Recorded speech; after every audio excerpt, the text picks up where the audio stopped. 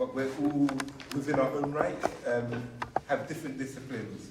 So myself, I'm a physiotherapist. I've worked with the NHS for many years, and when it comes to our health, we can see that we're not given the best health, we're not given the best treatment.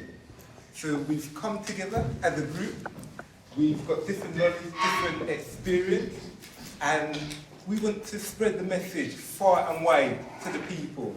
Because what we're finding that our people are dying younger, we're not getting the best treatment, we're not getting the right access to healthcare. And, you know, we've got to do something about that. Yeah? So this is what this is part of today. So today, what we're going to do, I'm going to start myself, then we're going to follow up. I'm going to be talking about African medicine and the future of African healthcare. Then we've got Sahu, who's a Tai Chi instructor and also a complementary therapist. So he does a lot of manual therapy work. He's going to be talking about biohacks to common ailments. So when we're talking about biohacks, we're looking at how we can change certain things to change our health. After that, we've got Charles from Ankara. So Charles has a company, ankara.com, and there's plenty of health supplements on there. So a lot of the time as a physiotherapist, when I get someone with an ailment, and I know it has to be complemented by the nutrition or the supplement, I usually send my clients to him. So he will be talking about the functional body through nutrition and technology. Yeah? We got Marsha with us. She's an educational psychologist. And I must say, it's Dr. Marsha Douglas. She's very, very informative, very helpful to our community. And she will be talking about child developmental psychology and the impact on our community. And then we got Leon Marshall, the scientist himself, and he will be talking about why black people are likely to suffer from common health conditions. Yeah. Last time we done this talk last month at the Ethiopian embassy. Was there anyone that came for that one at all? Just a show of hands. Okay, all right. So no one at all, not much. We got our common guy there, Kevin, who's always supporting us. But that's good because it will be something new for everyone. Yeah. So what I'm going to do, I'm going to start my presentation. Apologies about whether you can see the screen. We can't really turn off the lights, it's just pitch black in here. But yeah, are you happy for it to be pitch black in here? All right then. Yeah, let me. Let's turn off the lights and see then.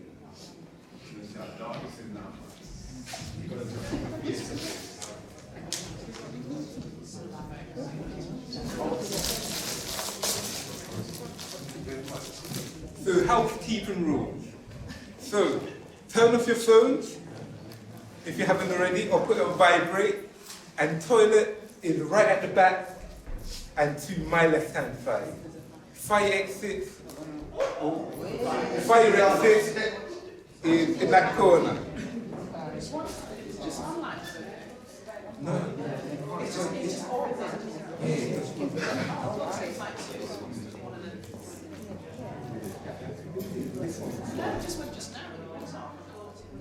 No, it's just turned off by wire. Oh, I should say one by one. No. One of the comes before, then the next one's turned on.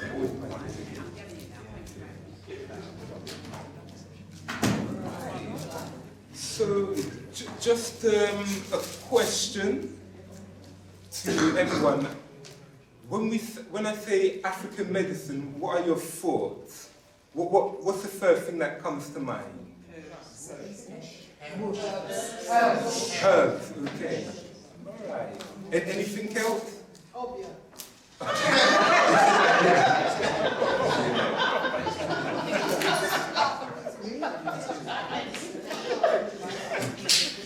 if I say Chinese medicine,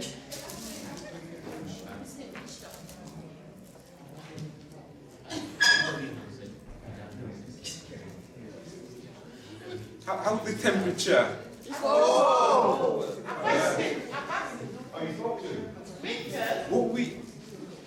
What we might do,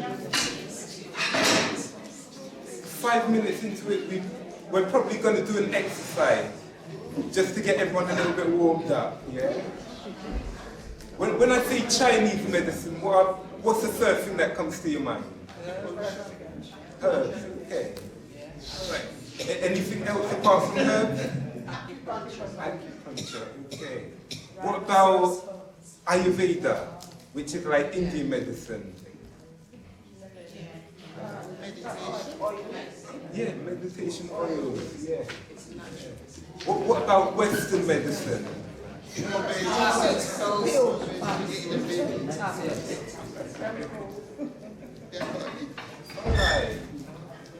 Sahu, maybe we can do a little bit. I think everyone's a little bit cold at the moment.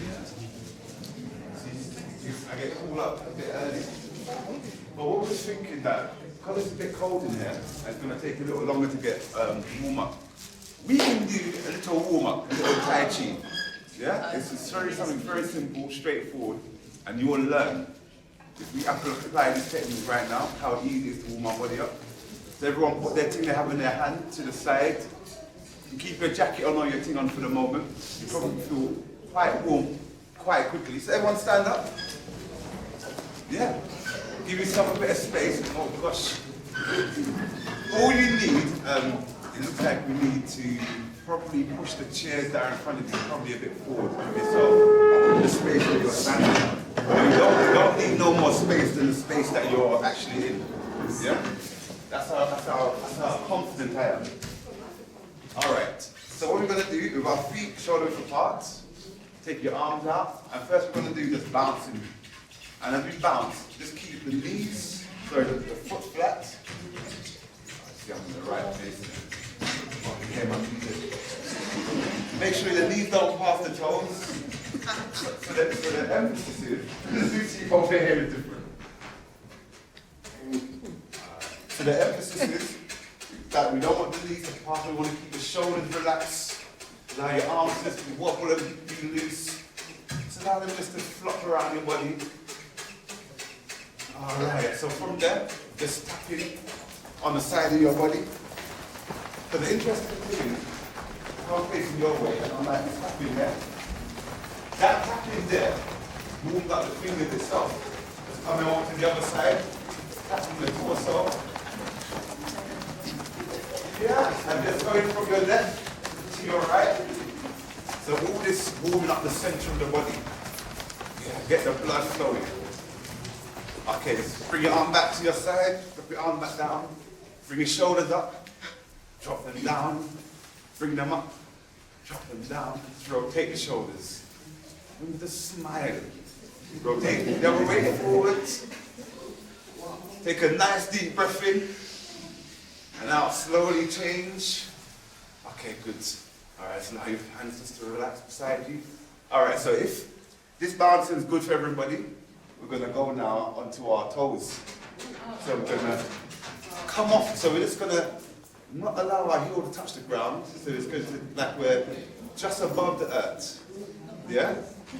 So this should be a little bit more vigorous, should generate a little bit more energy.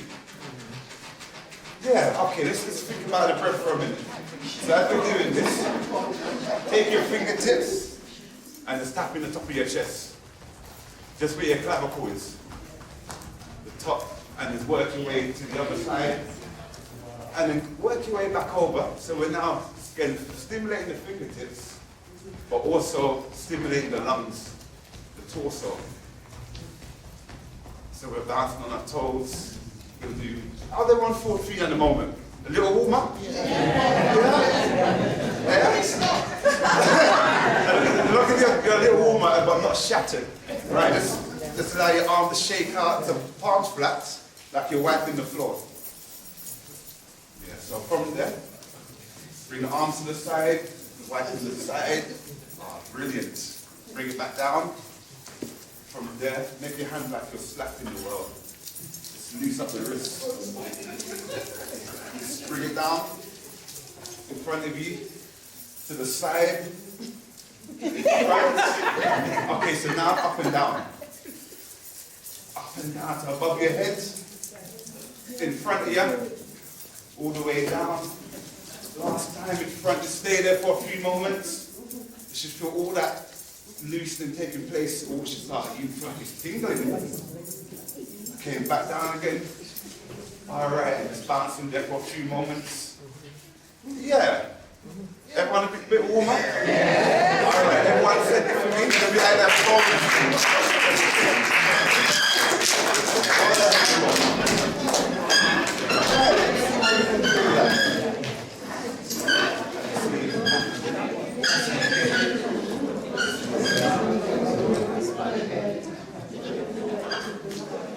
Everyone feeling good, yeah?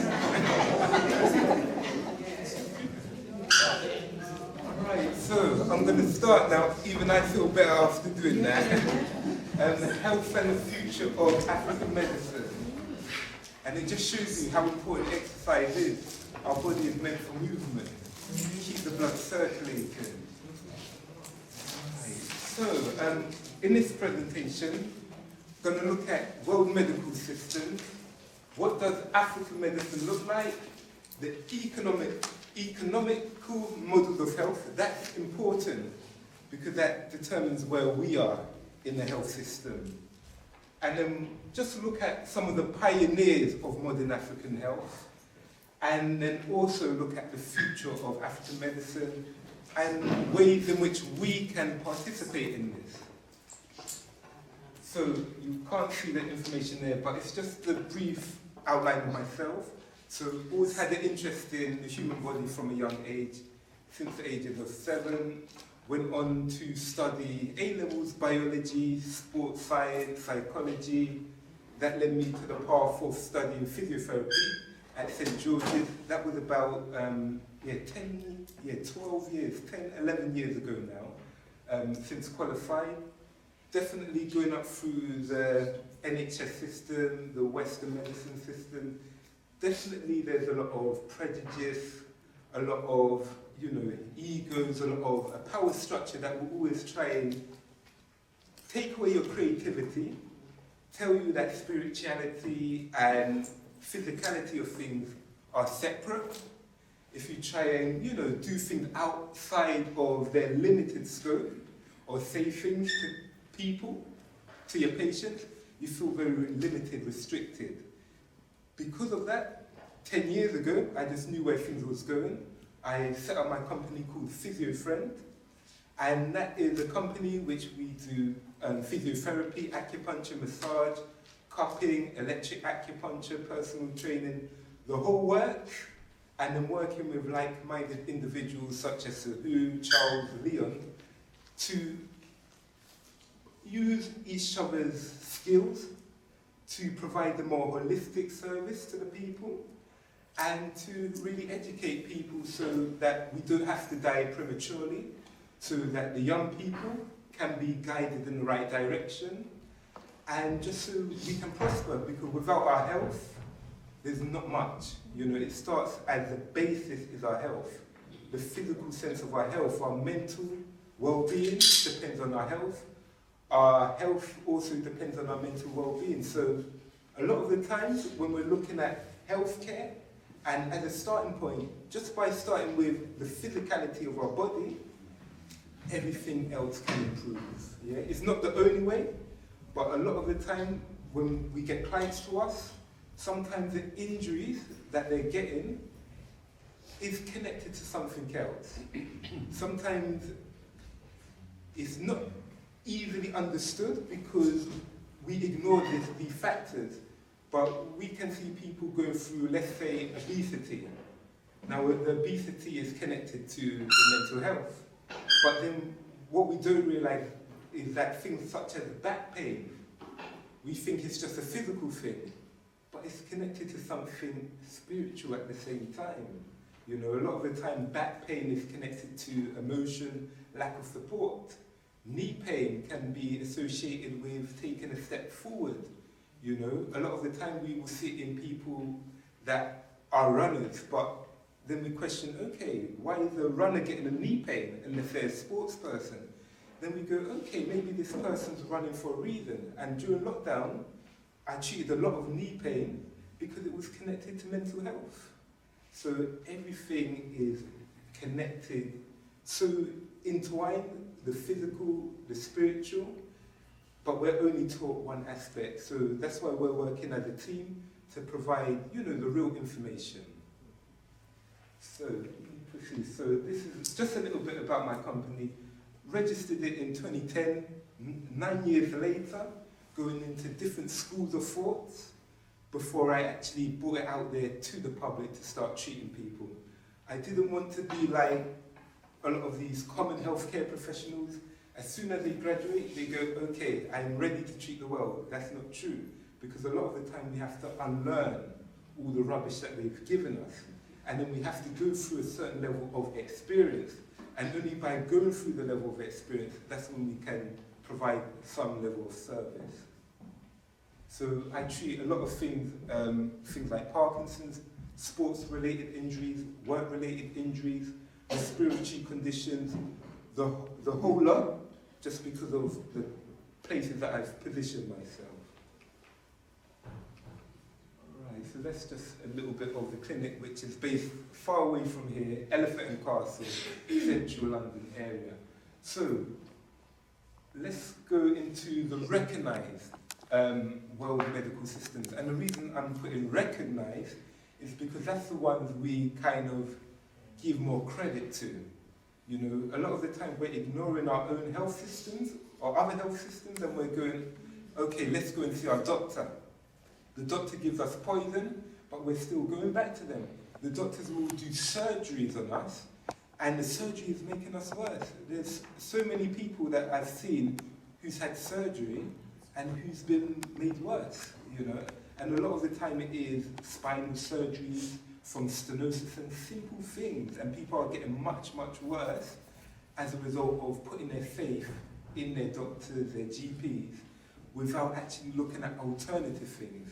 And then again, it's a belief system, because if your belief system is very limited, then you're going to get a limited response, where the body has such an amazing capacity to heal.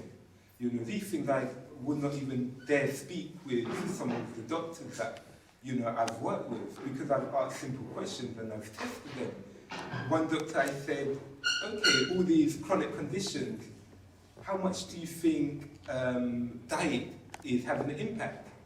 And the doctor told me, no, diet's not having much of an impact. I mean, you know, that's child's knowledge. You know, a child will know if you're eating wrong, over time it's not going to be good. It's just simple, you know. But we're not going to get the answers that we expect to get from them. We're going to get a limited answer, and it's only because within their scope and their mentality and their spirituality, it's very limited, very basic.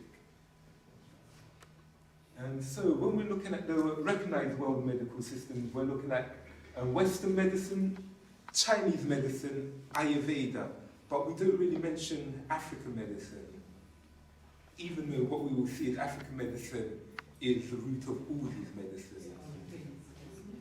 So when we're looking at Western medicine, 2,400 years ago, they said it started by a guy named Hippocrates. They actually say it's not just him, but it was a group of physicians called the Hippocratic practitioners. And when we complete medical school, they make us say this oath about we will do no harm, and then we go out there and do harm to the people, which doesn't make sense. So we can see these in developed nations like UK, America, anywhere in the Western world. And again, we can see it in places like Africa and stuff where we're trying to emulate a lot of these practices. So when we're looking at the benefits and the negatives of Western medicine, they're very good in terms of if you was in a car crash, you know, they can patch you up and they can make sure you're alive the next day. The quality of your life after that, that's debatable, but you know, they will patch you up. You know, they will mend you, they can help you in emergencies. In regards to a lot of the negative, it's very, very, segregated. So for example, if you've got a heart problem, you go to your cardiologist. But your cardiologist might know a little bit about your respiratory condition, but most of the time he's going to send you over to the pulmonary team, which is respiratory team. So when you're looking at medicine, you can go to your doctor, and they might, a specialist will give you a very limited, you know, aspect of what's going wrong with you. So for example, one of my clients, you know, she'd been having headaches for a very, very long time. But because the neurology team was just looking at one focus viewpoint, they could find no reason for a headache until one day she just went to the optician. And by going to the optician, they found that there was something built up of pressure optic nerve. So then the optician was able to tell her what the problem was, where she had been to the neurologist for like 7, 8 years with the same problem and no one could tell her. And it's because of this limited, fragmented way of viewing the body, that's where all these problems arise. So for example, when we're looking at, as a physiotherapist, I deal a lot with musculoskeletal injuries, but a person can have something called tennis elbow. A person could have golfer's elbow. Someone could have Achilles tendinopathy. All these 3 conditions are basically the same thing. All it is a strain of the tendon. But the names I've told you, that it will make it seem like it's different things and it's confusing. The treatment for these things are very simple and very straightforward. But again, with the words, the language that they use when we go in these establishments, it confuses us, it makes us worry, it makes us panic a little bit. But a lot of the time, I have to tell my clients, actually, it's a simple condition, the solution is simple, it's whether you want to get better from the solution. And some of it is just resting. Some of it is just not overdoing it, resting, taking the right supplements, sleeping. But if we was told that's what we need to do, it doesn't support a system which tells us we have to wake up at 6 o'clock in the morning, go to work, blah, blah, blah. So it's just to patch us up, get us back on the field and, you know, be the normal slaves that we were born to be in this country. That's just a reality. Another problem with Western medicine, it will, you know, disregard other forms of practices. So for example, I'm not too sure about now because there's new evidence coming out, but I remember studying the acupuncture, Western acupuncture, which they call medical acupuncture. I don't do Chinese acupuncture, but it's medical acupuncture. That's the acupuncture where if you have a muscle problem, I know where to put the needles in. If you're coming with fertility problems, I'm going to tell you to see a Chinese doctor because they're going to know better. But, you know, Western, there's the book I was given, the author of the book was basically saying acupuncture points don't exist, or they're a load of rubbish, basically. When from my practice, from my experience and tests that I've done to myself, I know that these points are real. From the Tai Chi that Sahu does, he knows that these points are real. So a lot of the time, they will disregard things in order for money, you know, because if you're not doing acupuncture, which is cheap, which practically anyone can learn and anyone can practice in the family sense or on an individual level like they're doing in China, but they're not going to tell you things like acupuncture is going to be beneficial because if you do it, then, you know, money's being lost from someone else, you know. So that's the problem. They will say that your herbs are not working, don't mix your herbs, which I agree, you shouldn't mix your herbs if you're taking their stuff, unless you've spoken to someone that really knows what they're talking about. But they will disregard a lot of the other things and say, you know, ours is state of the art, where sometimes just breathing is enough to cure you. Yeah. So let me move on. So Chinese medicine is believed to be about 3,000 years old. And some will argue a little bit longer, some might argue a little bit shorter. Classically, the Chinese system looks at the flow of meridians. Meridians, I don't know if meridians is the right word, maybe that's just how we've translated it, but basically they're energy pathways through the body. When we get an injury or problem, the energy pathways become blocked. You can use the acupuncture needle to unblock these pathways. Yeah?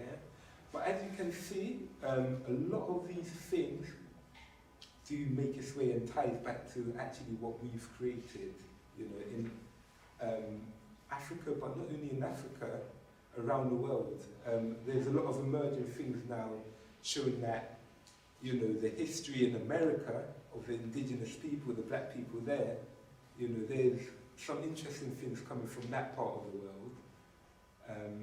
But yeah, when we're looking at acupuncture, it's basically maintaining the good chi flow, the good energy flow, and then that will support our system. So when we're looking at the physical body, we have other bodies. We have the mental body, the astral body. There's so many different bodies to us.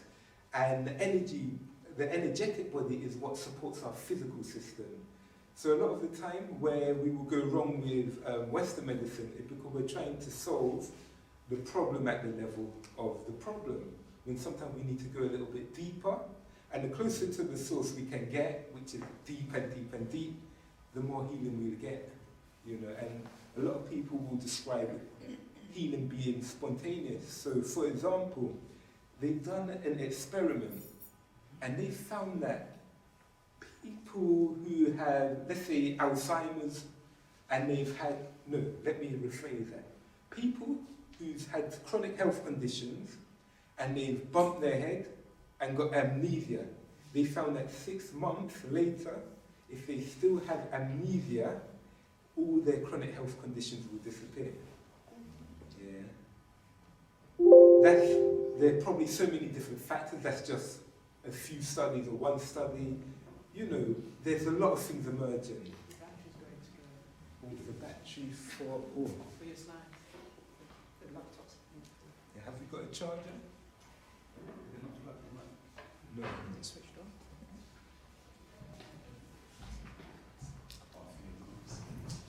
Yeah, and the battery we need for the laptop. Yeah, so thank you. So yeah, they found out that people will not have their chronic health conditions. So it's showing that there's more to health than we can think, you know. Okay, I feel like I'm going to digress into something else, but I'm going to keep it here for the meantime.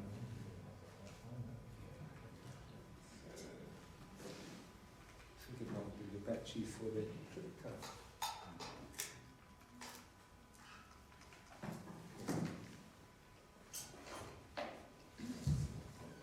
Can you confirm that there will be a handout at the end of the session?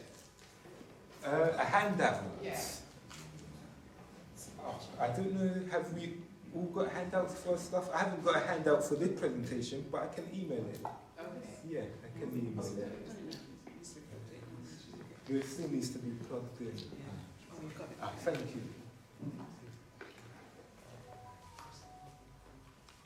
So, yeah, so pros and cons on Chinese medicine. So a lot of the time with Chinese medicine, if you see a Chinese doctor and a good one, you know, they will try and get to the root cause of the problem. For those of you, have anyone heard of Dr. Sebi? Yes. Yeah, okay. So if you've again been to a Chinese doctor, you will find that they will actually try and give you a lot of herbs. Yeah, they will show you a lot of herbs at the end of the treatment.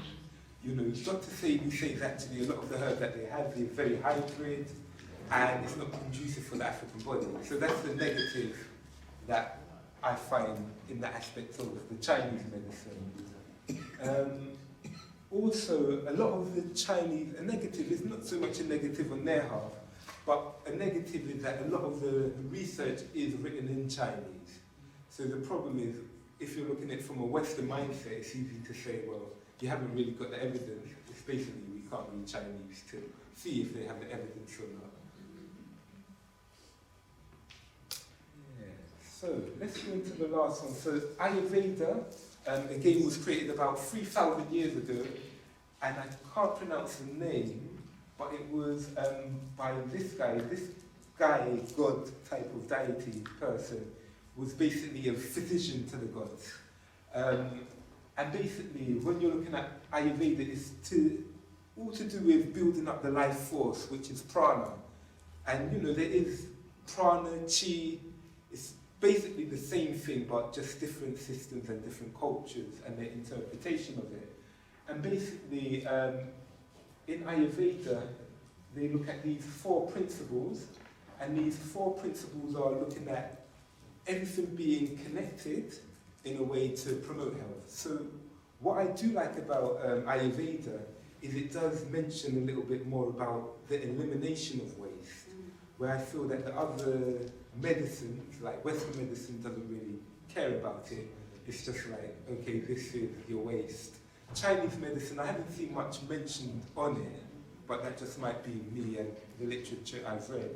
But I like the Ayurvedic system in terms of, you know, it's talking about not just what you eat, but what your body is absorbing.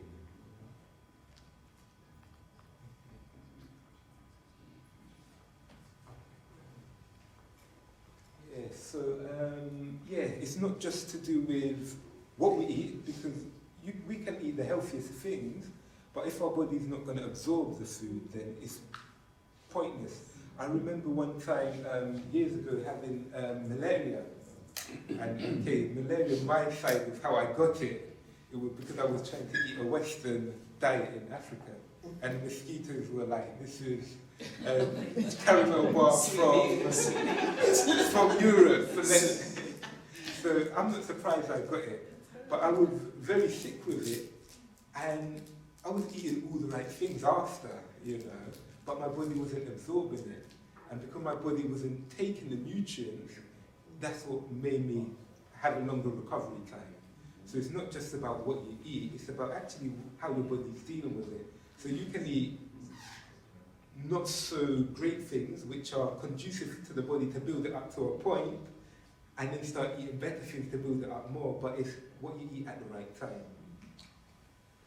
So that's some of the pros and cons. So what does African medicine look like? So to me it looks like everything that we talked about. So for example, we say that Chinese medicine, they do cupping and acupuncture. Well, a guy named Imhotep, 4,700 years ago, he is known to be the god of medicine. Has anyone watched The Mummy, Return of Mummy 1, Mummy 2? And did you see how they portrayed Imhotep as this beast which, you know, sending the plague over to, you know, the people, a mummy chasing people, when he was, you know, a very delicate, you know, he looked like a very delicate, slim man. Nothing that was described by the mummy. But there is evidence of him, unlike, you know, Ayurveda, where they say it's deity, or other mythological systems. This is a man that really existed, and we can see that he existed not just by the artifacts, but also by the pyramids that he built. You know, one of the first step pyramids was built by him. So we know he was a multi-genius, and we know he used a lot of math, science, etc. So when you look here, you can see cupping, evidence of cupping, and I've seen this image in Egypt myself. Maybe some of you may have as well, I'm not too sure. But we can also see evidence of like acupuncture needles, some type of cutting device, and, you know, surgical tools, basically. So when we look in more detail, we can see what does African medicine look like. We can see it evident today.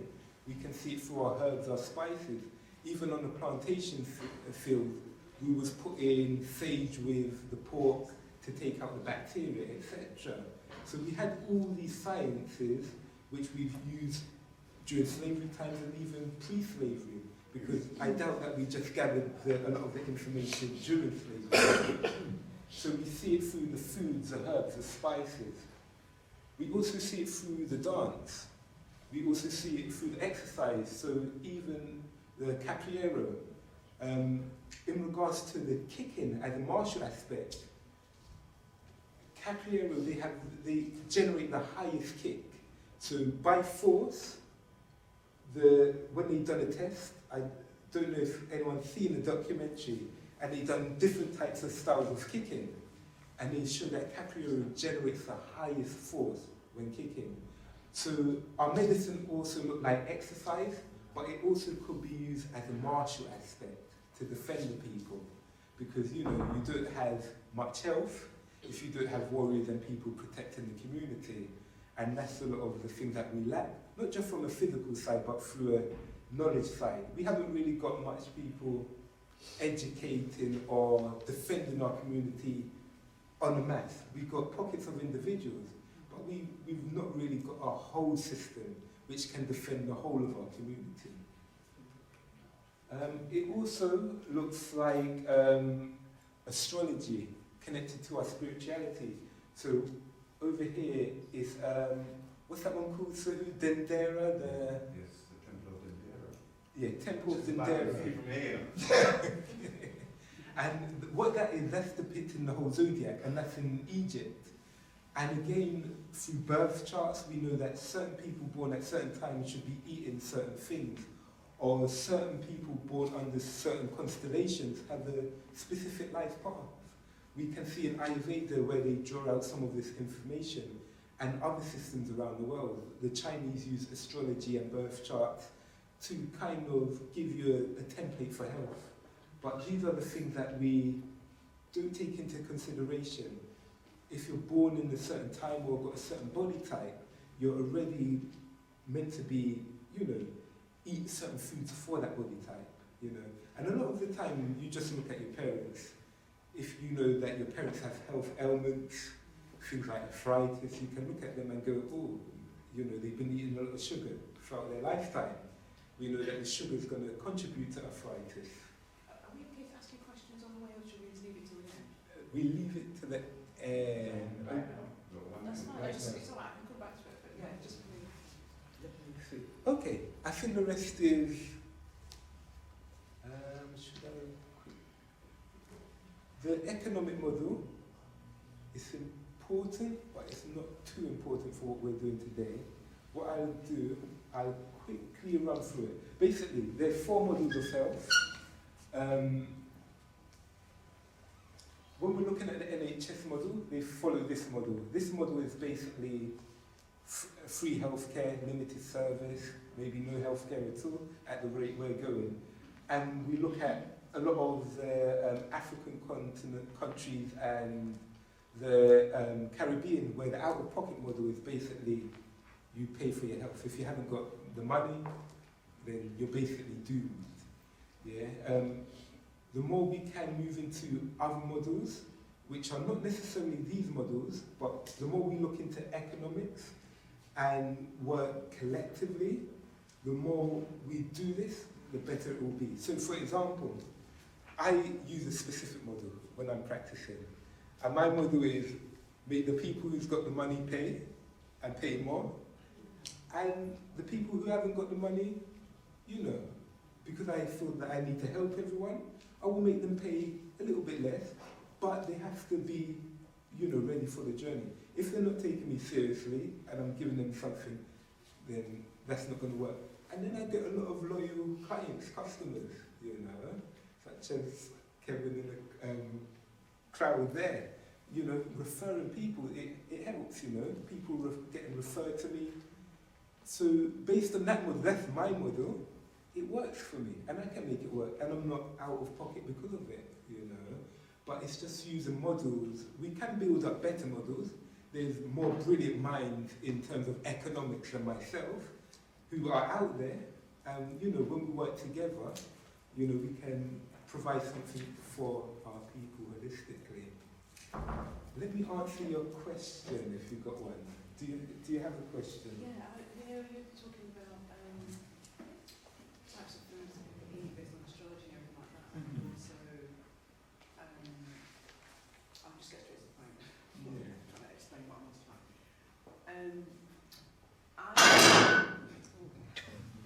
I kind of felt a bit of an outsider within my own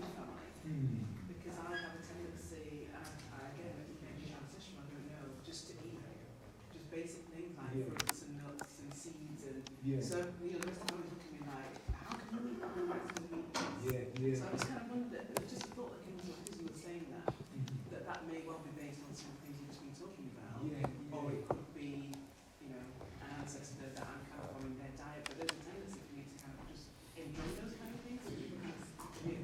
What I find with every family, there's always that one person who's meant to set, who's kind of in that family to kind of set that example for the rest of the family. I didn't see as an example growing up. It was almost like I was seeing as an outsider a bit weird.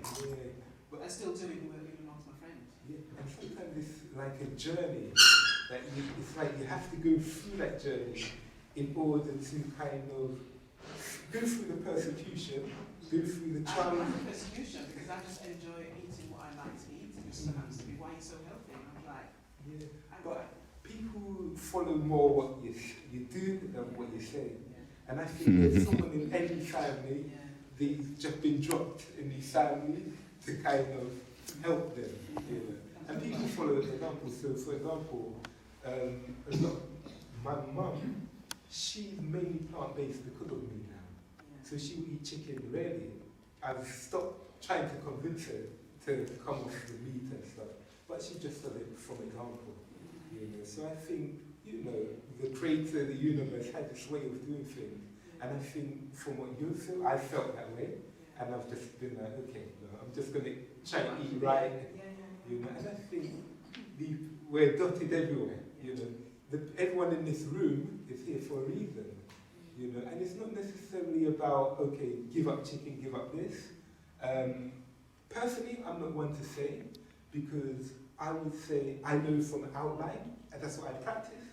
But when you look at Dr. Sahu, look, Dr. Leda Africa, they will give you the evidence. They've done the research, they've done the groundwork, and you've got their kind of, their children, not just their physical children, but their children in the knowledge that are doing the same thing in the community to a good level. Ankara has a lot of products, you know, he will tell you about the website, and there's a lot of things that you can get there to boost your health, you know. But yeah, so what I'm going to do, I'm finishing there. Thank you very much.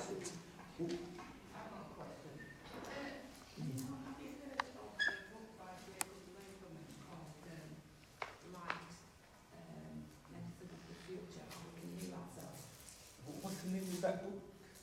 It's called Life, Medicine of the Future, How We Can Use It to Heal Ourselves, by Jacob Lagerman. You know, I haven't read that book, but I may have come across it on my Amazon, you know, the links, etc. But have you read the book yourself? No, I've got it on order. Okay. But I just wondered if you knew anything about that type of healing. Yeah. Is anyone going to talk about touch a bit on light? Yes, indeed. Okay. Oh yeah. Yeah. Well, I'm going to leave that one. One more question. The Chinese medicine, they use bird's nest to make bird's nest soup. That's like a delicacy for them, isn't it? And don't they grind down tiger's teeth as well? Yeah, they do that stuff. I think, I'm aware that they do. Nothing that I've been offered personally, but, you know, when you're looking at Chinese medicine, it's a whole broad scope. And again, you know, I haven't seen anyone Chinese here. So I would say that it's best we stick to what we know best. Perspective, yeah. 100%. It's just that with Chinese medicine, I was told they don't leave anything to the imagination in terms of eating. Yeah, I don't know, because like every culture you get different extremes, different polarities. I know there's that side of things, but I don't know if that is part of the health type of thing. You know, but I'm not too sure in the whole of the Chinese aspect. I'm just I know more about the therapeutic works. But I'm sure From a dietary point of view. touch on that more. Let me wrap it up because other people need to. Yeah, man, you're cool. Thank you for your question though. Yeah, thank you.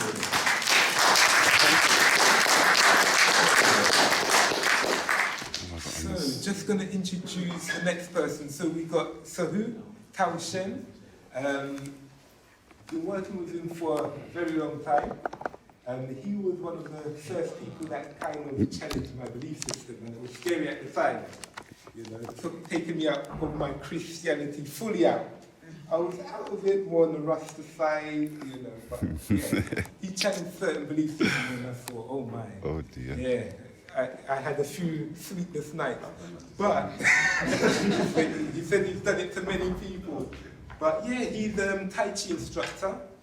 He runs a class, online classes, which he will share with you later on.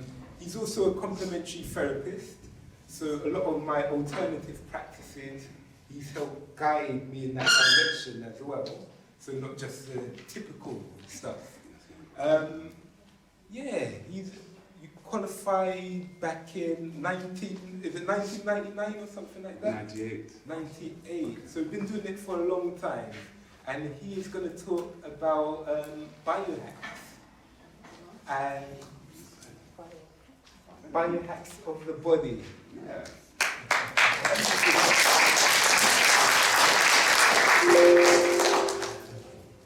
a pleasure to be here up in Leeds to talk with everybody. So you've had a little bit of my energy already when you was doing the warm-up up there. We're going to do something like that in a moment. Yeah? Can everyone hear my voice? Because I'm just talking naturally here. I'm not actually amplifying my voice. Yeah. So we're going to talk about how to manipulate the body in order to get the desired outcome you want.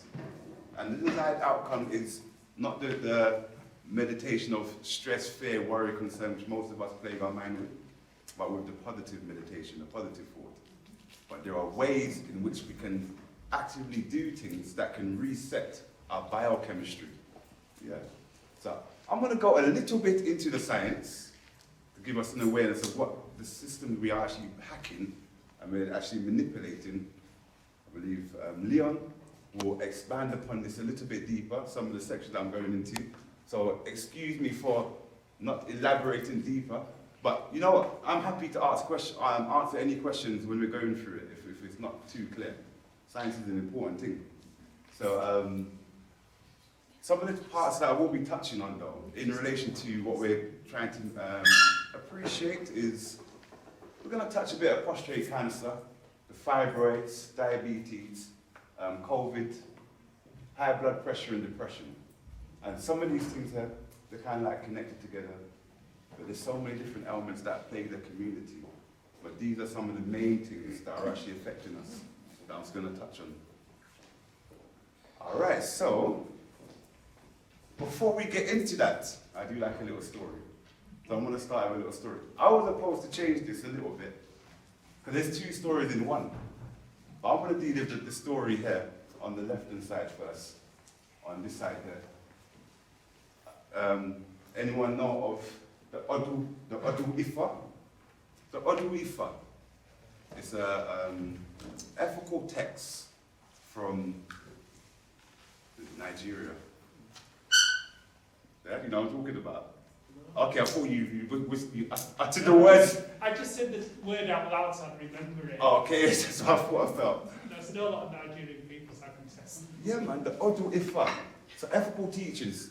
So in one of the stories, because the book is quite big actually, in one of the stories it talks of a gentleman, a brother who raised up in a village, but one day he decided to himself that he wanted to live a long time. We call this immortality now, but he didn't want to die. So he went on a journey, an adventure to find Odumari, one of the deities that can help with this problem here. So he went on his adventure, and you know during an adventure you go through ups and downs. This is not the point of the story.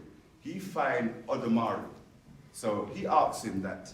He said to him, I want to live forever. How do I go about this? So the first thing he said to him is that you must stop sacrificing the chicken and the fowl.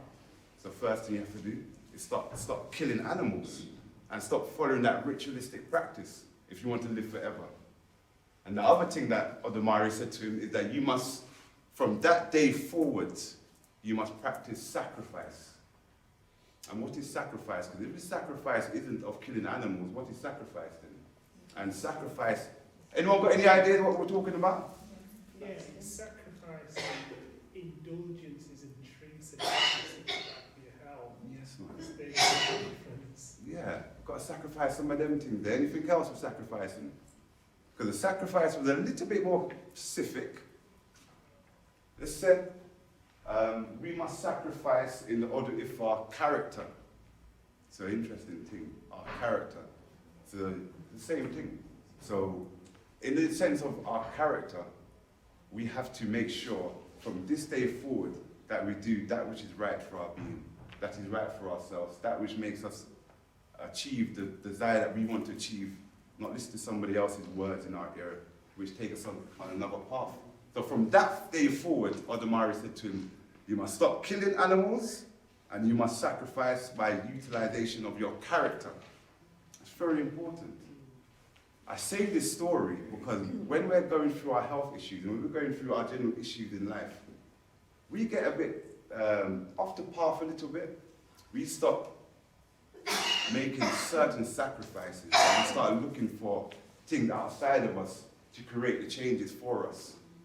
And that is not generally the best approach in the Western system. This is what is offered to us in the West.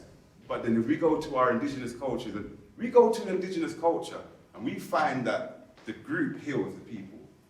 It's not that you go to a doctor and you sit down with your white coat man and then he tell you what's going on.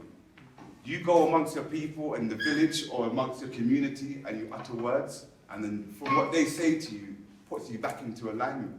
This is how we used to heal in old time. As well as the medicine, as well as all the nutritional stuff, yes, but it was a collective healing.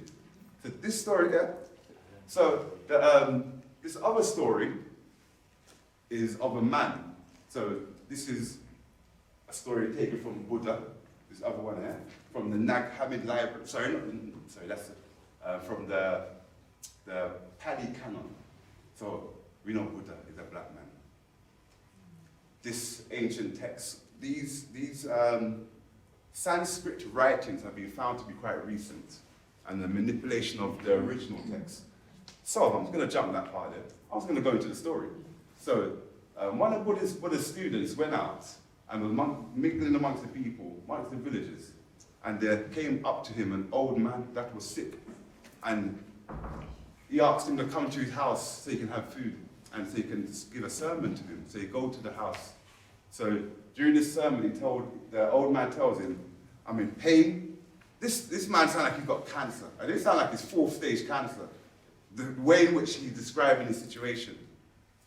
Backache, you can't think straight, he's in constant discomfort. It's really extreme. I know, we just come from immortality where a young man is all right. We've gone to an old person now who's extremely unwell. So he's gone to the Buddha. What can I do? Since you're so wise, how can I resolve the situation? A long story short, but this text is very long. The Buddha said to him to refrain from touch, sight, smell, what you hear. The universe, the cosmos, from fear, from happiness. Like nearly every emotion that we experience, the Buddha said that those things you should not entertain and not spend time in them. But those things amplify the problem that you have. And the more you are seeking happiness, then the more you experience unhappiness. I'm explaining this story here, but I want to give you a little bit more clarity to the story as we go through the talk. But this is the framework that we require as human beings to have, is what I'm trying to say here. This is the framework. We have to take collective responsibility for ourselves, and also when we enter certain states, we can't maintain this negative thought. Yeah? Alright, so I'm going to touch on this story as we go through to bring a little bit of clarity. So optimal health, I love talking about that. That optimal health for all of us is physical. To be optimal physically, and no, you don't have to be an Olympic athlete, but we have this awareness. What is our physical ability to our body? How fit can it become? Emotionally. You don't have to be as let's say, calm emotionally as, let's say, a priest, or someone who's in a spiritual position who has to learn to contain their emotions and the most extreme stuff. but you have to be able to contain, manage, balance your emotion within your own capacity. You're social, we need to mix and mingle with our people. And it's really important, and it does determine health. And there's loads of research that's found that when humans don't mingle with people, Marsha will touch a bit about this. When humans don't mingle, we start going downhill. Yeah, and we've experienced this over the last few years. Same economically, it's really important to determine health, because if our economical situation is poor, is bad, and we can't afford what we want to get, then again our health goes down. Spiritually, ritualistic practice, a way of life. We don't have a certain way of life or certain way of living, then again, it all goes downhill. And mentally, we don't have control of our own mind, but somebody else has control of our mind, then the whole thing falls apart. See, we can't even really rely upon one aspect of this and perceive that it will strengthen anything. And if there was one aspect, then it will be mental. There was one aspect that will manipulate all these aspects, sir. It is the mind. Anyone here can tell me what they think mind is? Yeah, see, someone said, what do you mean? That's right, I said, what do you mean? What is mind? That's a good one. Who you are. Anything else? I know, because we have brain and we have mind. But these things are kind of separate. And we do need to have clarity of this. And sometimes we're operating from somebody else's mind. How is that possible? Okay, so if we expand this, yeah, mind is not located in one place. So mind definitely not located in the brain. So therefore, your pancreas has a mind, has its own thought. Your colon, your heart, your intestine, yeah, they all have their own mind. Why is this? Because each cell, each membrane, each membrane, I love the word itself. Membrane, memory. Even the membrane of a cell contains memory. It has a mind. The nucleus itself, with the melanin in there, had mind. We have mind on a cellular level. If we have mind on a cellular level, that means mind riddled through the whole being. Trillions of cells is mind acting as one being. So what is mind then? And then if that's the case, that's not unique just to our physical form. My mind can communicate to your mind without me utilizing words. Like I can match your brain signature. Like me and you can resonate the same mental frequency. That means both our minds resonate. Sister, you don't have to be here. You can be in Jamaica. And I'm thinking about you. And then we put EGC machine on you, a machine on me, and I sit down and think about you, and all of a sudden, our brains start to resonate together, and we start seeing the same brain pattern wave. This mind. Mind is not just local. Mind is non-local. So that means, what is our true nature? I know we're talking about ailments here, yeah, but we have to go beyond that to go forward again, because then we're losing what we truly are, and we're only investing in what we are being presented with, this reality of this physical matrix. To go forward, we have to go back a little to appreciate that we are more than the physical forms. And we say this all the time. So what is your true nature? If mind is non-local, if I can interact with mind, with people, and do distant healing or distant thought, or you get a phone call, man, I was just thinking about you. You think of thought and you phone somebody, they say, wow, I was thinking about you. This is mind in action. So our true nature is what Kristos was talking about, what Leon's going to go into. It's energetic stuff. If we say non-local, that means we're actually more than energy. Energy is just an aspect of our consciousness, but it's not our true being. The manipulation of light is a part of our consciousness, but it's not our true being. We like watchers of the whole thing. Manipulating frequency. Manipulating the flow of electricity. This is what we're ultimately doing here. We are, when we're in sync and we're resonating, vibrating accordingly, then our the electrons that flow through our body are not stagnant. They just continually flow, continuous flow. But when we have compression, pain, restriction, there's no flow. Electricity don't flow. Then we have pain. We have problem, we have dysfunction, we have dis-ease. And this is the problem. Dis-ease manifests as a result of the impeding flow of electricity. But again, I don't need to go into that, do I, Leon? And Leon's going to open that all up for you lot. So, as I'm giving the overview, when those things take place, this is what happens. When electricity does not flow, when there's stagnancy in the body, when there's compression, fascia, muscles, and tissue, when they don't slide, the body's supposed to slide, muscles and tissue are supposed to slide over each other. There was a time that in my mind, everything under the skin was liquid light. It's still liquid light, but liquid light sliding. Just now it slides. I didn't see like a river of endless flow. And I used to say to myself, wow, if something's so liquid and so flow so, it's amazing when you touch it how solid it is, how hard it is.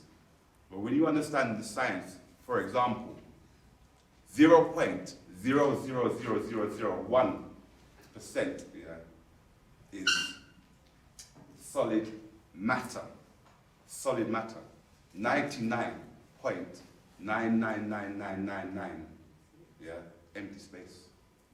When you wear this simple physics, when you go into physics, quantum physics, you start understanding what's going on, then you realize, wow, there's so much empty space. What's it filled with? Inflammation. Inflammation, and that's the problem. All these ailments, cancer, all these things that we talk about, diabetes, it's the same thing. It comes down to this, and again,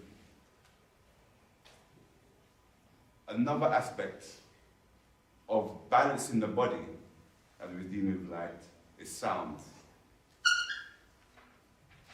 So we have electricity that we can utilize to help us balance the light in our being, the electrical flow in us. That means addressing all the organs and all the different parts of us. Sound has the same effect. Sound can change your cells in moment. It can change the resonant quality. We're talking about resonance. You play a good music there, whether it's, well, as I stand here as a black man, then I was going to say dub music. But if I was in a different environment, maybe I would have started with jazz. But it's the same thing, Whether it's classical music, it don't really matter. I'm a gentleman who plays the drum and I play the flute. I close my eyes and I just listen to my own sound created. And this is the kind of thing as children we should learn. We should have a musical instrument that we communicate with, you know what I mean? That we grow with. When we come to express our being, we express it through the instrument. And it's just an extension of our being. We are just kind of like a little bit tied in a certain type of music, certain type of instruments. But even that, all of our children here, we have children, everyone should play an instrument. And it's for the simple reason of this, that it actually heals the body. I wasn't raised up as let's say a 20-year-old in the 80s, or as a 18-year-old in the 80s. Whoever here had the opportunity to appreciate that. From what I was told, you could go to a rave or a dance, you can have a backache, a physical ailment, go to a rave on Friday, and then when they come for work on Monday, that back problem gone. And I never experienced it, but this is what I hear from that generation, with the music and the rap. And I really think it's the vinyls and the way the speakers and everything was set up. Things change now, and it's not the same kind of instruments. Sorry, they're using CD, and they use different sound waves. They've changed the sound. So if you were the person who experienced that experience, you would know. I never experienced it, but I asked enough questions to know that, wow, I missed that one there. I would have loved that. Because everybody who was there, well, gosh. So this is the power. Sound acts out. That's why we're going to these places. Hear dub music, and all of a sudden, you're right there in the speaker, and your body just resonating to a different flow. And after a while, you just feel really better. I never experienced that, man, but I've experienced this reality. You say to people, how can you stand in front of that speaker so long, and they just sit there and just rock? You know what I'm saying? They just rock in that speaker. It's just swaying, man. I can feel it now. I can hear it. So, In a longitudinal wave, the disturbance that makes up the wave is along the direction in which the wave travels. Longitudinal waves are also referred to as compression waves. so that's how the sound wave moves. It moves that way, and then it's back up each other. Everything is moving in a certain in that direction there. And this is the thing. Because of the way in which they move, there's a compression effect that takes place. It's like there's a slight bounce back in certain parts of it as a result. This is what the compression is. When we hear sound waves hit us, and you see it in films, you know when you see in a film, you see a sound wave come like a repetitive bombardment. I just have to say, you know what Marley said, one good thing about music is when it hits you, You don't feel no pain. pain. I should have played that one then. So. But that is the one, isn't it? Where you going? That's the one, man. You don't feel no pain. It's just and the main reason, you know where I'm going to get you up in a few moments. The main reason for that is that we are operating on the cellular level on geometry. On the cellular level, working on geometry. So when the body goes out of phase, out of alignment, the geometry is lost. That's the biggest thing. Geometry is lost between cells. Even to say, cells themselves, when they start to form, they form misaligned or not their geometry, not their pattern. This is when disease takes place. So let's say we're looking at the liver, and the liver is an organ that is constantly regenerating itself. All parts of the body is regenerating itself, but it's does it a little bit quicker, the liver. So it's regenerating. But as it regenerates, the new cells that are created, the geometry of that pattern should be the way it was before. And that is coming from our stomatal cells. All these cells are there in that space. But then when there's disease, congestion, lack of energetic flow, the electrons can't move through. When that takes place, then the ability for the cells to recreate themselves is inhibited. And that is the problem there. How do we allow, because you know the other day I was working with, I was doing a treatment on one of my colleagues, he was an osteopath, and I was going through his body. I was observing that there was a lot of little nodules in his body. And I was saying to myself, so I just wanted to hear from his point of view, the white brother, after he's got so much nodules in his body. And the man is well experienced in his world. He's at least 20 years more than myself in his practice. So he was saying to me, there's little nodules that start to develop as a result of the body dysfunction over time. So as you get older, your body's not able to reproduce the cells the same way. Right, so the only way to resolve that is to get electricity flow. As soon as the body's flowing electricity, that problem is not a problem. Because now you're providing the whole body with the correct level of energy. And energy is not just dietary, in the sense of what you eat to produce the energy. And sometimes, and that is coming, that's going in that direction. The spleen, if that's inhibited, when you talk about energy production for the physical form, if your spleen don't function properly, then we don't generate the correct energy anyway. But when we're looking at it from a cellular level, now, all we have to do is some simple things. Connect to the earth, grounding, connect to the sun, do some deep breathing techniques that we're going to discuss in a moment. And in that practice, the internal charge that's developed helps to reorganize the body. The internal charge from the breath, the internal pressure. Yeah. We have piezoelectricity and we have pyroelectricity. Yeah? Anyone know about pyroelectricity here? Pyroelectricity. Anyone know what pyro is? You see it there? Does everyone know the answer then? And everyone knows electricity, so we should have guessed that. Heat through electricity. You get heat. So when you generate heat in the body, you generate electricity, basically. Soon as your body gets warmed up, you're generating electricity. Piezoelectricity, a little bit harder, piezo. So I'll give you that insight to that one there. So if the body is compressed, not squeezed, rubbed in a certain way. So squeeze, we squeeze here, rub, press, them kind of technique generate electricity in the body. As soon as you generate electricity, you see it there? Straight away. So that means we're restoring the actual energetics, the energetic of that space.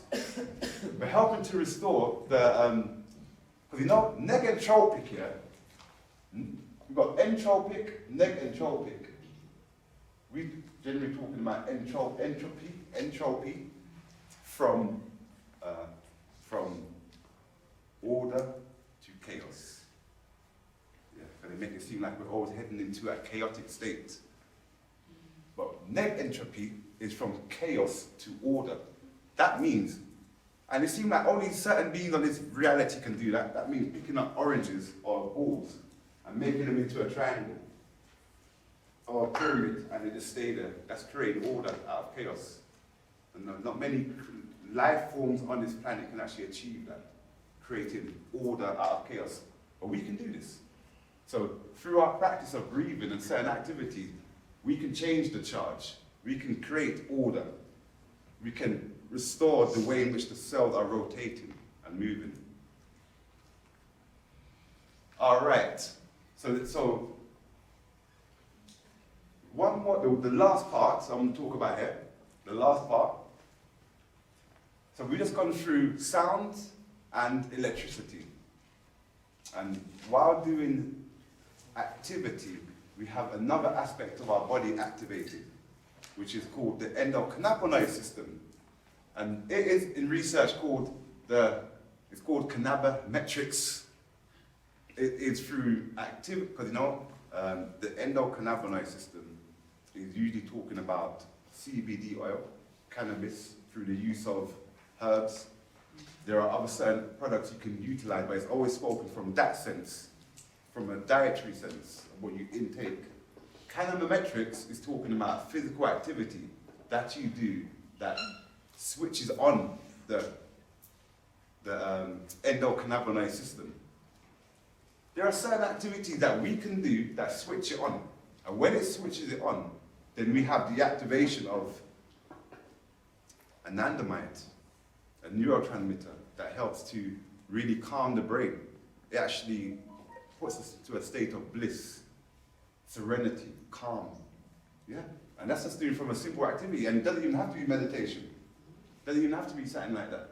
It can be as simple as that.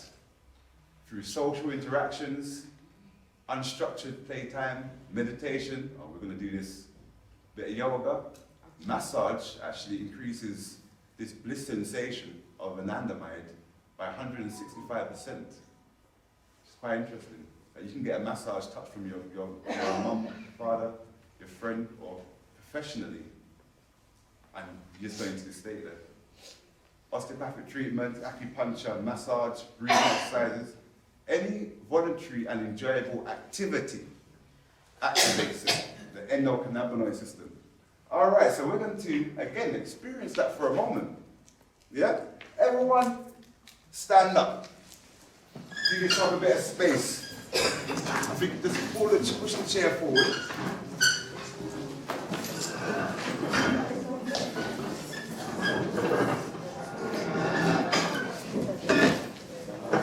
All right, so shall I come up here? Yeah, can everyone see me there? All right, so we're going to do, we're just doing some basic bouncing earlier on. Let's just do that to start with. Just to bring it into our mind that we're doing something there to loosen up the body and to warm it up. Rotate the shoulders, just to bring the attention that your shoulders are feeling stiff. All right. Just flicking your fingers. Okay, so just relax your hands. So while you're doing that, I'm just going to stop for a minute. Carry on, everybody. While you're doing that, yes, because all that squeaking. Right, just breathe deep in through your nose, with your mouth shut, and breathe out through your nose. Do that again, breathe in through your nose, and then out through your nose. This time when you do that, make your belly go big. Breathe in through your nose and make your belly big. And when you breathe out through your nose, make your belly small. Again. All right, relax. Right, that was your warm-up. Right, everybody, stop there, separate your legs. As comfortable as possible. You have to be so wide, it can be like this. What's comfortable? Right. I'm just going to demonstrate this way, but you're going to do this. Put your hand up here. So what I'm going to show you, I'm going to show you the movement first. We're going to do this. We're going to grab, come up. We're going to do this. Yeah. This is what we're going to do. All right, before we do that, everyone stop for a minute. Let me just describe this to you. Right, so we call this either fire breath or shaking the elephant's trunk. One of the two names. The purpose of this activity, other than to generate warmth and to stimulate the body, is you're grabbing all the stress, all the concern, worry, all the things that are in your field circulating around you. You're grabbing it and you're releasing it to the earth. You're coming up and you're grabbing all that stress and anxiety and fear.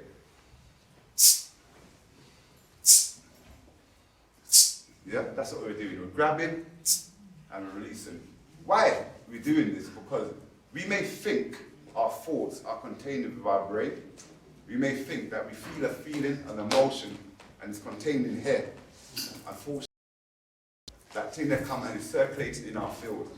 It's in our all around us, and most time it goes to parts of the body that resonate with that thought, worry, or concern.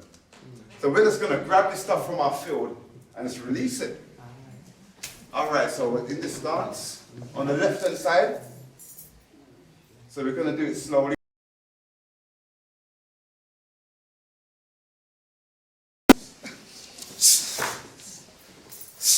There you go, grab and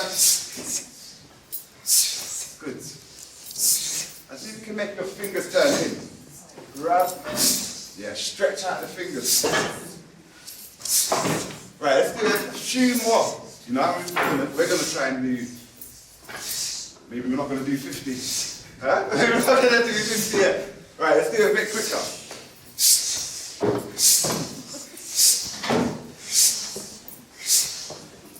Okay, now, just stay low.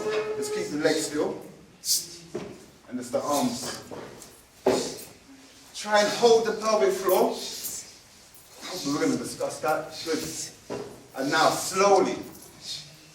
Coming up, down. Coming up.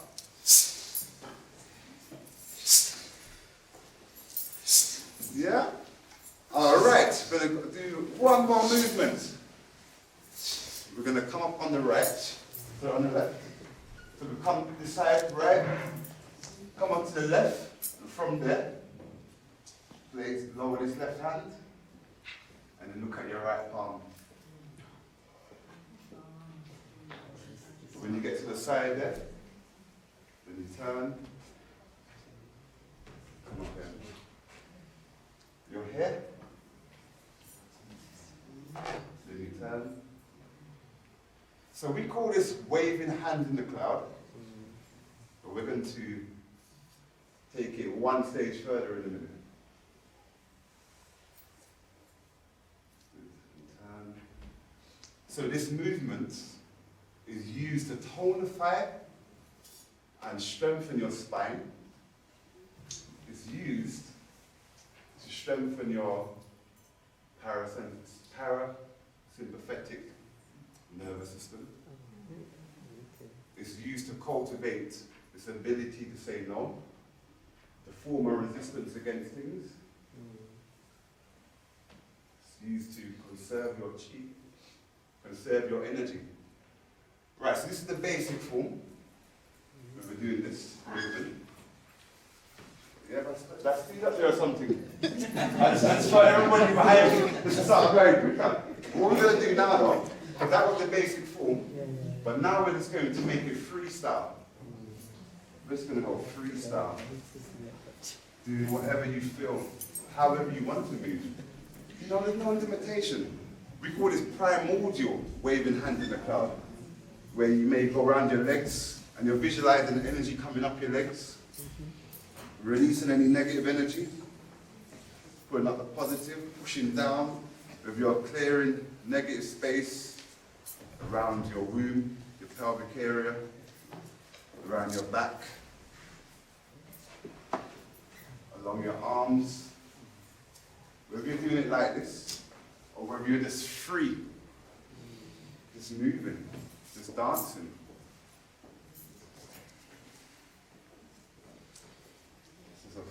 Just a free flow.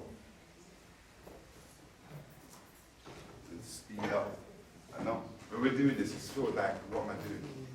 And that's the beauty of a child as well.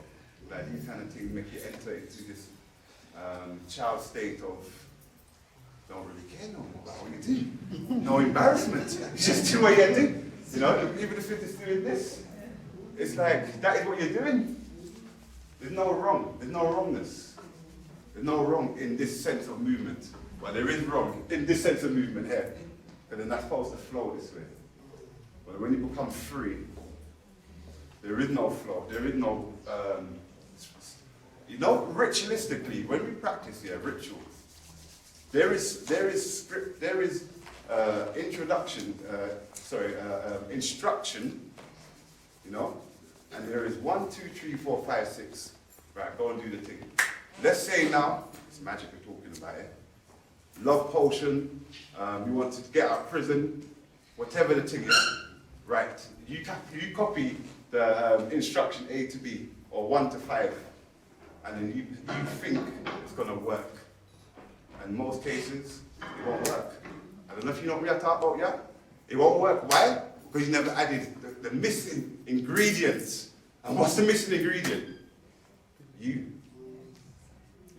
the missing ingredient. If you just copy the thing and the thing is, then it don't work. There's no belief. There's not. Another interesting thing here, that in ancient tribes, a priest, the sage of the community, the witch of the community, let's say it like this, who have an apprentice. When it comes to time now for that person to die, that book don't get passed on to the next person. That person who is the inheritor, they got their own book. They got their own thing. And the one who was the teacher, they get buried with their book. That's why we find so many books. If this thing never happened, we wouldn't even know these books here. Only because the book will never get passed on to the next person, but the next person understood and created a new thing. And this is what we're supposed to be doing. We're not, everyone sit down for a moment, please. We are not supposed to be just mimicking and copying the recipe in the book and trying to have an impact on our health and trying to make it better. It's not going to work this way. We have to find a way which is an expression of our true nature, of ourselves. And that was also the example of that last exercise, how we can do the basic movement of waving hands in the clouds, but then there comes a time when it changes, where the movement, even if the movement suddenly goes quick, then suddenly this releasing energy, you know, but it's that release, it's that suddenness of the body, that, what do you call it? Goose pimples. You know, goose pimples is a beautiful sign, unless you're cold, but it's a beautiful sign of energy flow. The energy is flowing when you got goose pimples. You hear beautiful music, because we're talking about sound waves, and we're talking about longitudinal waves. You hear the music, and you feel goose pimples. It's like, wow, but that's just the electricity flowing. So we call it chi. We call that chi. All right, so that is appreciation of our endocannabinoid system. So when we have pain, this ease in an organ or in a part of our body, it's due to a leaking of charge. That means the electrons are leaking from that space and is unable to circulate in the organ itself. And we have meditation that can help us to obtain optimal health, which has been hundreds of thousands, hundreds of research. But if you go globally, then we can go into thousands upon thousands of research on meditation to find that it has this positive effect on us. Movement is essential for the flow of life. We felt that when it was cold. And when you feel cold, you're like unresponsive, your body feels stiff, your mind can't think too clearly. You warm up a little bit, then the body starts to feel a bit more clarity. Like I understand what I'm doing here all of a sudden. Same like when we eat, we feel cold and we yam food and all of a sudden we start to generate heat internally. And we feel actually either sleepy or good because we've actually increased our internal temperature. Haven't spoken about this, but it's essential. These oxums, that was, you mentioned Imhotep, but Tahuti is the one, Tahuti. Can I just ask, you know those vibration machines that they have? Mm-hmm. Are they good? Because there's two words about whether or not they're good or not good. Oh, you see? But they're vibration, so you put them on and it vibrates, and you can do exercises on that. Those vibrational plates. Yeah, yes, that's right. Yeah. Yeah, I think that they're pretty good, especially for someone who's got really rigid or restricted joints and muscles. But now you're saying that, I never thought about this, so I'm going to say. The resonant frequency of the vibration. I just never really thought about it, so I'm unsure. What frequency the thing is even vibrating to. So as we're standing on it, it's going to be attuning us to a certain vibration. Yes. And some of them you can change. Yes, it can go higher. Yeah, yeah. Yes, you can change it. Yeah. Otherwise we're standing. No, you can actually If go we higher. can change it, I think we're doing pretty good. Yeah. Yeah? All right. You see? Look at that. Q&A coming up in a moment, you know. Well, I'm going to do this really quickly. Sorry. It's a few moments.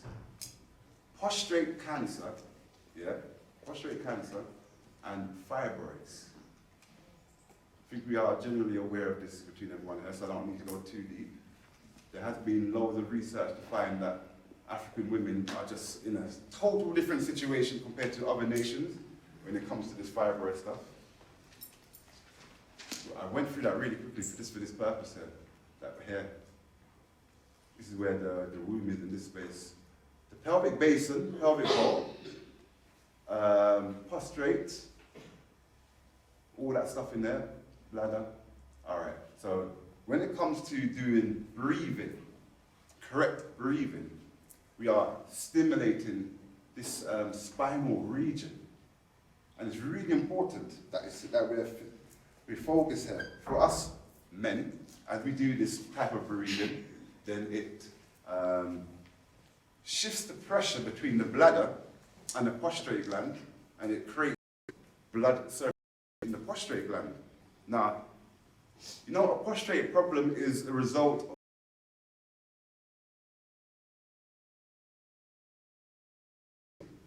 we went through this conversation a minute ago, it's not replicating properly.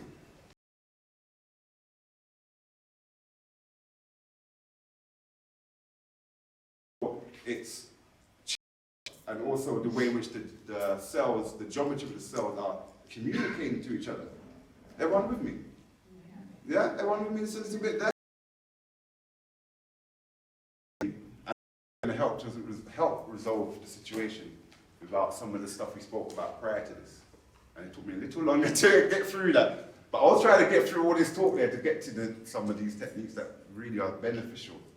So, you said about 2 minutes? Alright, so pelvic floor. Pelvic floor exercises. And you lot may think, no, hold on, you men may think it's just for women. And you women may think you've got the monopoly on this, and we just do this thing here. And I'm not sure the woman, but it's like the pelvic floor itself, when contracted correctly, and it's not the anus is contracted, maintained, but the pelvic floor is contracted independently. As you contract the pelvic floor independently while that is maintaining its pelvic floor. So we can say here, this is the anal sphincter here. So there's a circle here. You can forget about this thing here.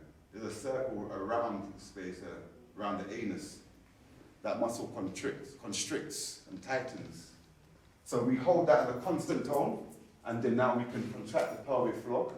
When we do that, you see, the prostrate gland is right there, sir, and the blood is right there.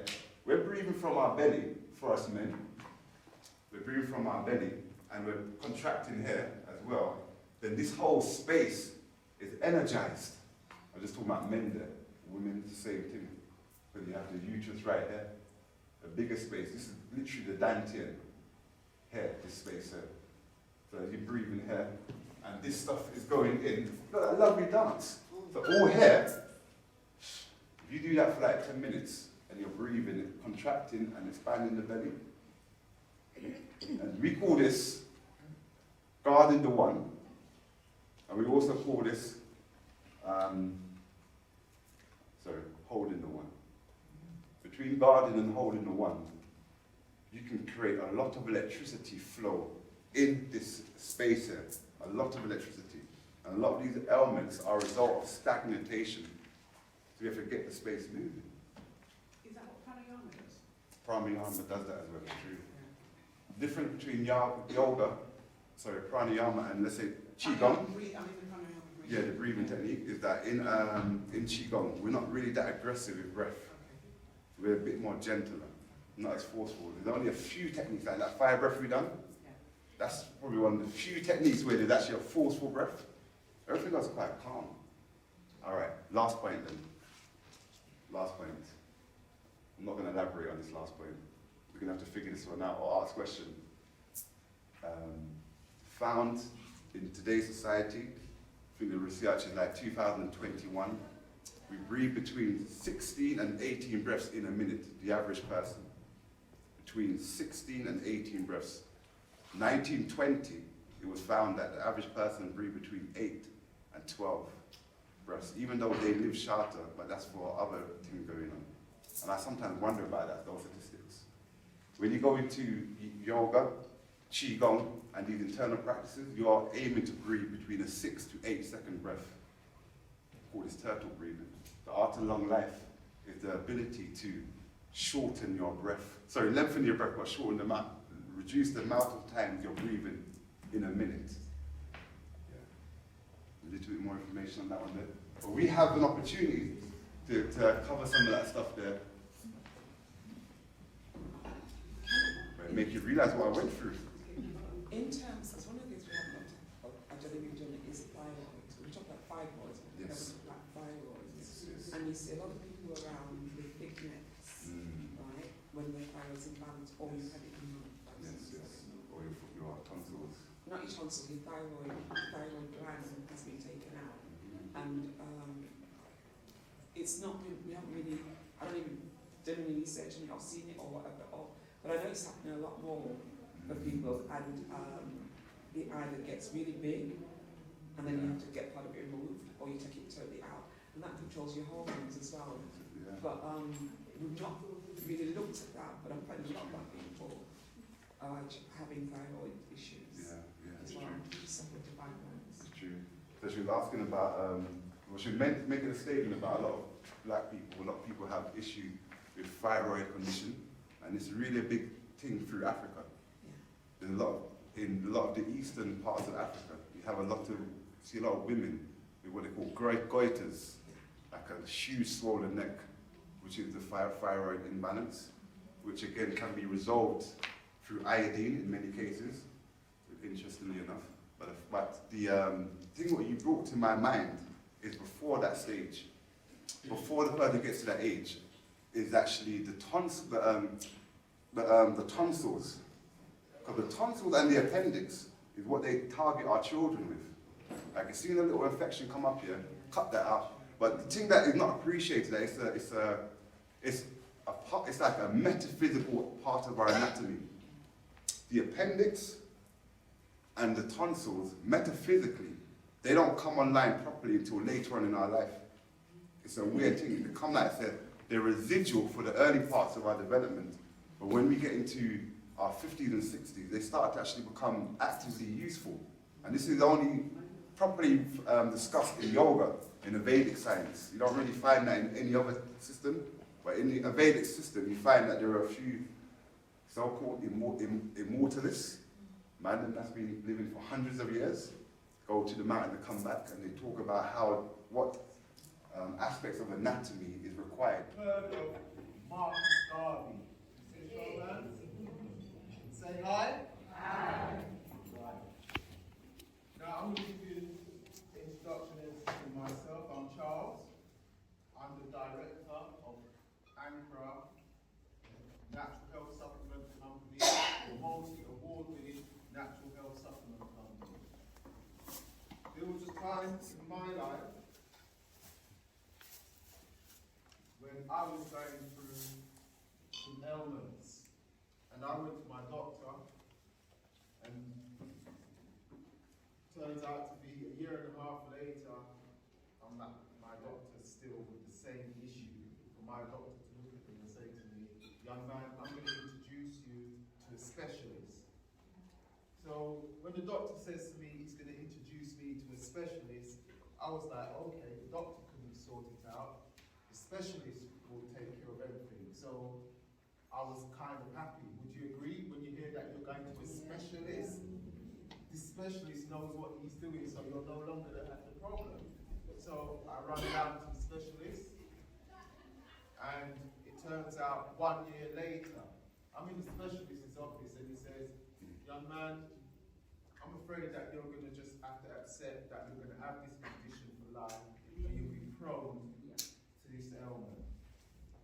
Can you imagine when the person that you're relying on, this specialist, turns around and looks at you and says, I can't help you no more, you've got this problem for life. Can you imagine how it feels? I couldn't tell you how it feels because I was in that position and I was devastated. Let's see a show of hands if there's anyone sitting here that's been told they've got a condition for life or knows someone that's been told they've got a condition for life. Let's see a show of hands. Okay. So it seems to be something that's quite popular. When I was told this, I was in devastation, and a friend of mine said, look, there's a herbalist that's in town. Why didn't you go and see her? And I said, well, I've got nothing to lose, because I've been told I've got this condition for life, I'm not happy, so I went to the herbalist. And the herbalist gave me a protocol, and within 2 days of this protocol, I could see there was a difference. In 1 month, I was cured. So you compare 1 month to 1.5 years with the doctor and 1 year with the specialist. And, you know, there's this famous Marcus Garvey quote. And it says, a people without knowledge of their past history, origin, and culture is like a tree without roots. I want you all to remember this because this is going to become relevant further on in my presentation. So, I am the real Prince Charles, they call me. Yeah, that's how you're going to remember my name is Charles. Because this is Prince Charles, he's got this small King Charles now. Because I've got the smallest ears you've ever seen. So that one with the big ears, he's an imposter. You're looking at the real King Charles now that I'm not up. So, as I said, I've had my condition, doctor's investigation for 1.5 years, specialist for 1 year. I had to reevaluate my lifestyle and the outcome. Once I was cured, I had a breakthrough. I started to think. And I said, how many more people are going to go to the doctors, the so-called specialists, be told that you've got a problem and it's not necessarily true? And how many people are going to accept that they've got a condition for life? Because once you accept it, then it's going to become a condition for life. That's when I had the breakthrough and I realized that I know now what my call is, what I want to do. I want to be able to assist people that was going through the same things that I was going through and similar. So I spent a lot of time traveling, researching, and looking into natural products that could assist people with so-called problems for life.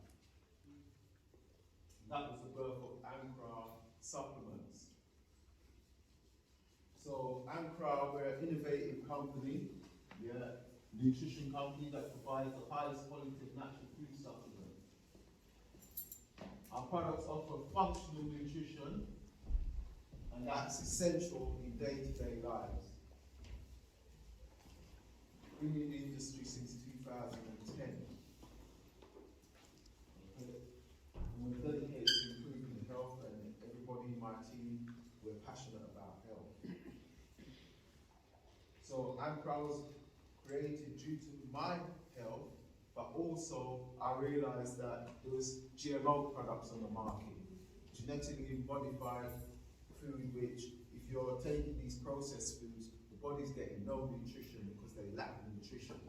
So they've got plenty of sugars and salts, the taste good, which you'll like the taste of it, but it's damaging the body, it's not doing nothing, you're not getting nothing from those foods. And if you visit www.ancra.com, and you're in the right place, you'll see the logo, the website will look something like that. Over the last 10 years, we've won multiple health industry awards. In 2013, we was awarded Best New Product. In 2014, we're highly commended Best Supplement. And in gaining that award, we rose above multinational companies that's got branches all over Europe to gain this award. So they're going to give someone like me their health industry awards, then you've got to be better than what they've got out there to achieve that award. It was also London Business Finalist in 2015. In 2015, at the Natural Food Business Awards, we were the best sports supplements. In 2015 was a very interesting year for ANCRA because we produced our first European champion in sports looking after their nutrition. Okay, and this particular athlete that we look after, their tournament was over when they came to us, but we managed to fix them up and they went on to become the European champion. Speaking of sports, we're also endorsed by Tessa Sanderson. Tessa Sanderson, can I see a show of hands if you've heard of Tessa Sanderson? Okay, here's what Tessa Sanderson has to say about ANCRA. I first met the ANCRA team in 2010, and I was blown away about what I'd heard about moringa supplements and the high quality and standard in how it could benefit professional athletes as well as the general public. I then decided to try the product, and I've never ever looked back. The ANCRA moringa supplements is what is described by the health and fitness industry as the best kept health secret in daily supplements.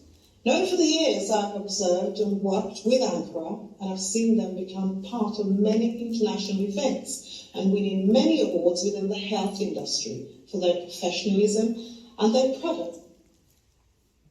Okay, so that's Tessa Sanderson. As you can see, she's looking very well for her age. She continues still today to use ANCRA supplements. So, what's the importance of supplements? What's the importance of nutrition? Well, nutrition is very important for organ health, but it's very important that you're taking supplements and nutrition that the body can recognize the nutrition there. It's got to be more or less on a cellular level. So your body can recognize and utilize it, and that's where you get the benefits from the nutrition. It also increases healthy cells. So if you're taking something like antioxidants, at a level that your body can absorb, you're going to have healthy cells. If you're having healthy cells, then another great thing that it does, it slows down the aging process because we are all aging rapidly. Yeah, we should not be aging the way that we're aging. So when they've told us, you know, we're getting old now, really and truly, you're still young. But if you believe that you're getting old, guess what's going to happen? You become old. The mind is very powerful. Another important, as Sahu has mentioned and Kristos has mentioned before, is exercise. It's very important that we exercise. Exercise also slows down the aging process, it helps with the cognitive function, and it also keeps you mobile. And you can exercise forever. So where you continue to exercise consistently, there is no age barrier. Exercise recovery. If you're going to exercise, you need to also recover from your exercise, and this is where you have to put the right nutrition in your body that enables the body to recover. Exercise also gives you a strong immune system. So we should all do some form of exercise. There's so many varieties of exercise out there today, there's one to suit everyone. So I recommend find an exercise that you enjoy and try and do it as regular as possible.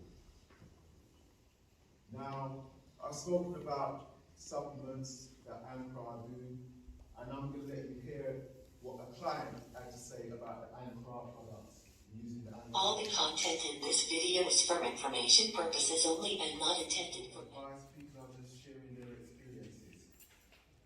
Okay, so as I said earlier, what was my intention?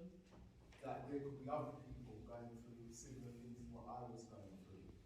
You know, this man was suffering 10 years. Okay, so it's just showing you that when you do hit on the right path and you be consistent, because consistency in anything you do is going to become key. You know, miracles do happen, as the saying. So I've created 7 steps to renewing your health. And there are 7 subjects, 7 steps. First one is bioresonance frequency scans. So I run a clinic in London on Saturday. It's called a Herbal Tech Clinic because it's herbs and technology.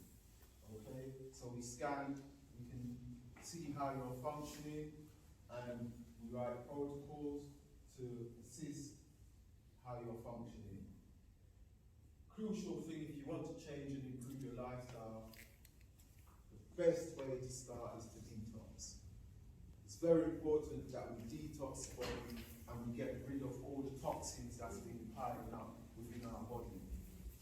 When we were young, when I was younger, we used to have a thing called wash up. Yeah? Raise a hand if you sit and wash out. Now, I personally used to go missing when that time came. Yeah, because my belly would be hurting me and I'd have to be running to the toilet all the time. You know, and it got to that point where my grandfather would even take a strap out. Where's that one? And sometimes I thought I'd got away with it, and I'm just about to get ready to go to bed, and it's like, whoop, go and take your wash out. So I'd spend the night now on the toilet, you know. So I didn't know why I was having a wash out. It was never told. All we knew, well, I'm gonna take a wash out. That's all it was. It was not really. It wasn't told or explained why. Now, become a man, I get to realize that it's very important. And most of us didn't like it, would you agree? Yeah. So, most of us didn't give it to our kids, am I right there? Right? So, our children now, their immunes ain't going to be as strong as ours was because they're not clearing their systems. So, it's important now that we bring it back into our culture when we clear our systems. It's vitally important because sometimes you can be taking a supplement and you're saying, oh, this supplement is not doing nothing. Now, there's 2 reasons why the supplement won't be doing anything. Number 1, supplement has not got the nutrition at a level that the body can absorb, i.e., if someone says you're lacking iron, and I go and find an iron pipe and I start filing the iron pipe and give it to you, and you take it, when you go back, you're still going to be diagnosed anemic, lacking iron. Then you can say, hold on, was that iron that Charles gave me? Yes, it was iron that Charles gave me, but the iron was not at a level that your body can utilize. So it just went straight through you, it didn't do nothing. The second reason why nutrition might not work, because your absorption levels are blocked. So you can take the best nutrition in the world, if your absorption levels is blocked, you're going to get very little from that nutrition or nothing from the nutrition you've been taking. So detox is very important. Again, question when I'm finished, please. Food awareness. It's been mentioned earlier today, what are you eating? And the food that you're eating, what is it doing for your body? What's it doing for your health? We've been told also to eat for a belly full, which is not really the case. You need to eat to energize your body. So you need to eat the natural foods that your body can utilize and absorb. Now, if you're eating lots of meats, meats can take up to 3 months to clear your system. So if you're eating a lot of meat and it takes 3 months to clear your system, imagine, you're eating meat 7 days a week. So how many 3 months is that going to be clearing your system? And also what can happen is that it can get caught up anywhere in your intestine, and it can stay there until it even ferments. Once it ferments, it goes into your bloodstream. It goes into your bloodstream, it can go anywhere now in your body because your blood flows everywhere. So it can potentially create a problem and an issue anywhere within your system. So it's very important that we eat foods that the body can utilize, takes the nutrition from the food, and the rest comes out as waste. And not have everything piling up within our body. And when the pile up becomes really bad, we start to get big stomachs out there, and that's just waste. That's just food piling up in our stomachs. So we need to eat food and be aware of the foods that we're eating and eat as natural as possible. Nutritional supplements. Why are we going to take nutritional supplements? Because the food is depleted. So the food is not what it was years ago. The foods are now lacking nutrition, which is why we have to take supplements for our body to get the nutrition that we should have been getting from the food. So we've got to eat clean, take clean supplements, exercise, and you should see a change in your lifestyle. Also the mindset and lifestyle.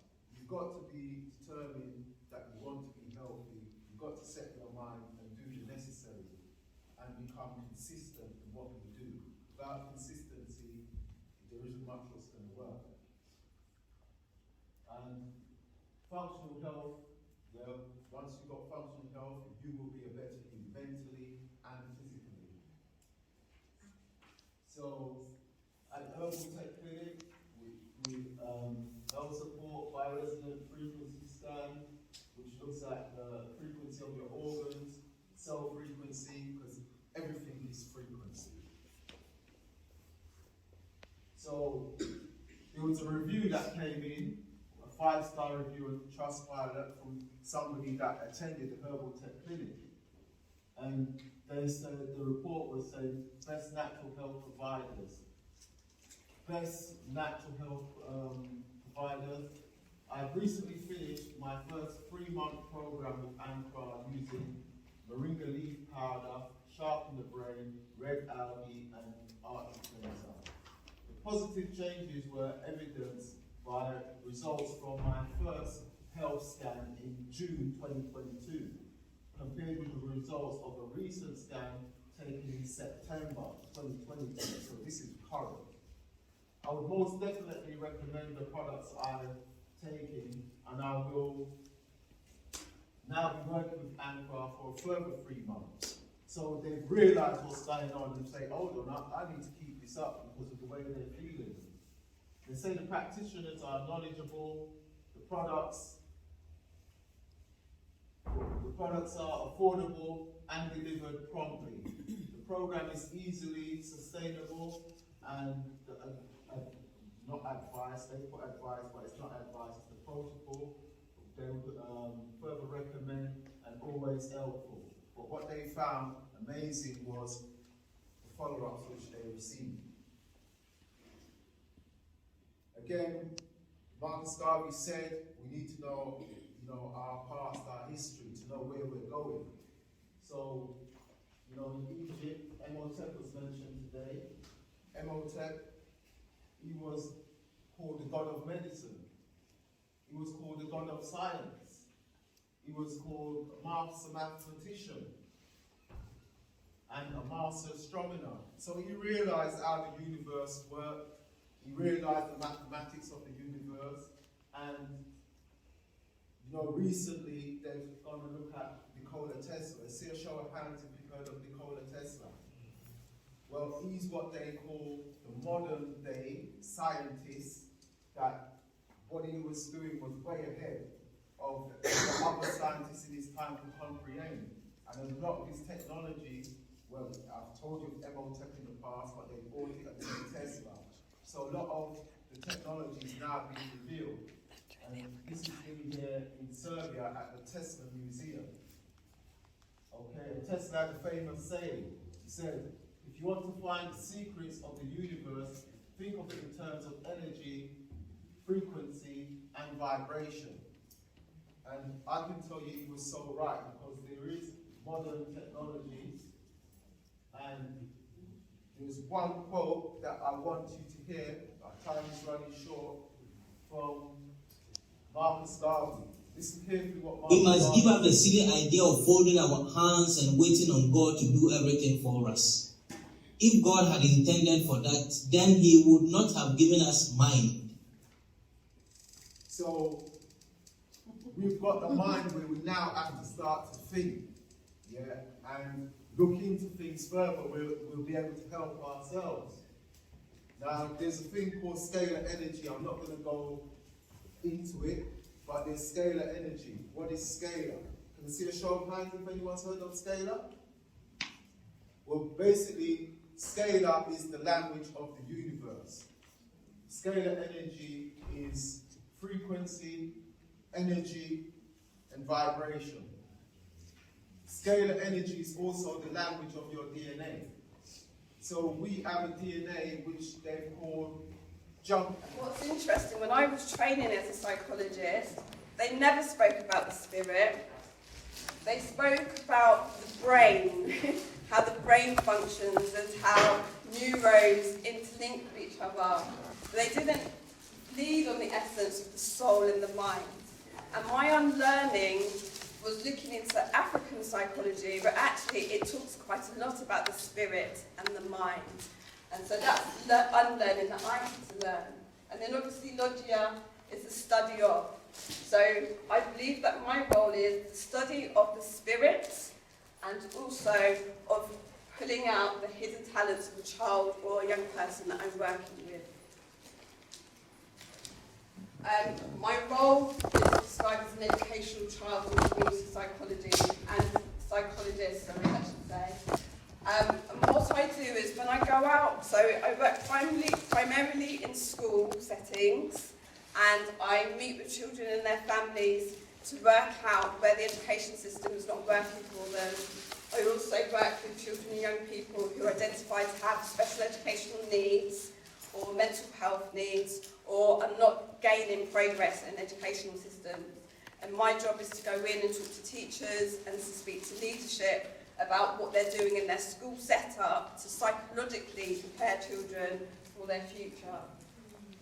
And when I'm doing that, I'm trying to join the dots between what's happening at home, what's happening in the educational context, and what's happening in the community. And trying to put the child at the centre, but not putting everything in them. So what psychology typically does is say, the reason why a child's experiencing this is because they've got autism, they've got ADHD, they've got this, they've got that, so they pathologise. Now, some of that might be true. They might have a predisposition to develop certain behaviour patterns, but you can really support that by thinking about the context around the child and how you support them in their development. So when I'm going into an educational system, I'm challenging them to think about how are they supporting the child to engage with their learning? What are the cultural, social and emotional factors that may be impacting on their development? And as we've heard throughout the morning today, the interlink between physical and mental health, two things are interlinked. What people in my profession might want me to do is just go in and just think about the child in isolation in their psychology, but actually not making the connections about how their health might be impacted and how they're developing. So when we're thinking about a child's well-being, we have to consider the well-being of the family as well. That's really, really important, because if I've got a distressed mum that's coping and not being able to manage the situation at home, that is going to pass on through the child. If you've got a family where there's been intergenerational trauma, where there's been abuse, there's been violence, there's been racism passed on, that passes through our physical essence, as well as our ways of thinking and how we mentalise the world. We also learn behaviour patterns from each other. So if you learn that the way you communicate with someone is to beat them down and to call them bad words, you then might do the same thing with the next generation, to the next generation, to the next generation, and then we wonder why children then have self-hatred and don't want to be part of their family, or they go and run off to be part of a gang because they're telling them something that they want to hear to change that. So when I meet with children and families, they often say, why is she asking me? I thought you were just going to tell me whether I've got this condition, or if I've got a learning need, or if I've got dyslexia. I'm always interested to know all of their aspects of their development. So I want to know about their nutrition. Do they have a healthy diet? What are they eating? I want to know whether they have regular times to drink. What kind of drinks do they have? The amount of young people that I meet that are drinking high energy drinks to get them through their stressful day at school, that's not helpful for you. I want to know what extracurricular activities they're involved in. Do they do any exercise? Do they get out and make their body movement? What's been really interesting over the last few years is that with the academisation of schools, the children's days have become really, really intense, especially from lockdown, where they're trying to make children catch up. And so they're putting them in classrooms for really long days, and some schools have taken out mid-morning breaks. So they have a lunchtime break where they have to rush, sit down, have 20 minutes to eat some food, they might get some playtime, and then they're straight back to sitting stationary in the classroom for many, many hours. And then we wonder why, then when children leave school, that they're running wild. Equally, I often hear, parents saying, oh, the child won't sit down, they don't keep still. And they're like 2, 3. 2, 3-year-olds are meant to be running up and down, they're meant to be active, they're meant to be physical. Because when they start to develop their physical body, they can then start preparing themselves to be able to settle their body. They need to be able to do that to make growth and development physically as well as mentally. When children are active, they learn to stop and start, they learn how to move their body, they learn how to interact with people. So when we're disciplining children and telling them to sit down and be quiet, it's not necessarily always helpful for them, because that's not what they need. They need to be able to be physically active. And we've heard today, as adults, when we need movement, that helps our health. It's the same thing for children. I always ask children about the amount of sleep that they have as well. And it's really interesting. I'll be told that they're inattentive, they can't concentrate on their schoolwork, they're easily distracted. I say, what time did you go to bed? Oh, 1 o'clock this morning. What was you doing before then? I was playing on my computer games. If you're up late and you're not getting enough sleep, if you're changing your body patterns into being out of its natural cycle, then you won't be able to concentrate the next day. You will be inattentive. But I'll have parents saying, you need to tell me that this child's got ADHD or they've got autism, because they can't keep still, they can't focus, they're inattentive. But if those natural patterns that they're meant to be using on a daily basis are not in check, that will exacerbate the difficulties that they're having. Substance use. Increasingly, I'm challenging my colleagues that are clinical psychologists that work in clinics about the prescription of drugs that they give children. I don't know if you know, ADHD can be prescribed Ritalin or other formulations of that. Now, for some children it may work, but Ritalin essentially is cocaine. It's you know, it's meant to meet the neurons in the brain and kind of neutralise hyperactivity. And so many children, when they take this medication, tell me that they don't feel like themselves, they feel numb, they feel out of sorts, they may lose their appetite, they may develop sleep issues, and then there's no therapeutic interventions to actually help a child learn to regulate themselves and to become aware of their body. So then they become dependent on this, or they take themselves off of the Ritalin and they find other drugs to fulfill that need. And that becomes really problematic for young people in our community. Equally, if you've got physical illness, that can exacerbate mental illness. And one of the key things that was talked about earlier was about the connections with other people. You can't underestimate the power of being connected to others. It's so important. Because it even counteracts when children are prescribed as having some kind of mental health need, often the prescription, if they're not just going down the drugs route, is to actually get people out doing stuff with other people. That social connection is really, really important. Children often have issues when they feel isolated or separated from others. They feel they've got a loss of connection. When I'm talking to them about their school experience, they may feel like they're being judged, or people don't appreciate or understand them, and they don't feel like they fit into the school system, so they're eager to try and find somewhere else where they can make those connections. Or there may be dysfunction in the family. Things may have broken down and the parents are not getting support, and so they're not able to be there. You know, or families are struggling with finances, and so they have to work long hours, and so there's nobody home when the child gets home. Now, we've all got situations that we've got to manage, but these things do have an impact. So currently in the psychology world, they're talking a lot about what we call adverse childhood experiences. And these adverse experiences, they've identified that when older adults come to a medical professional and say they're suffering from hypertension or blood pressure, or they're having problems with their heart and things like that, when they ask them questions about their childhood, they start to see that there's a pattern. The more ACEs, adverse childhood experiences you have, the more increases there are of you having unhealthy bodily responses to things. So as much as we were talking earlier about the physical impact on your body when you're not physically mobilising it and you're not eating the right foods, equally if you're mentally distraught and under pressure and stress, that also has an impact on your body. And those stresses carry with you. They become blueprint. And when you have that intergenerationally, then that passes on through the family. We talk about genetics, but there's also that spiritual element of when you're carrying these things through your family.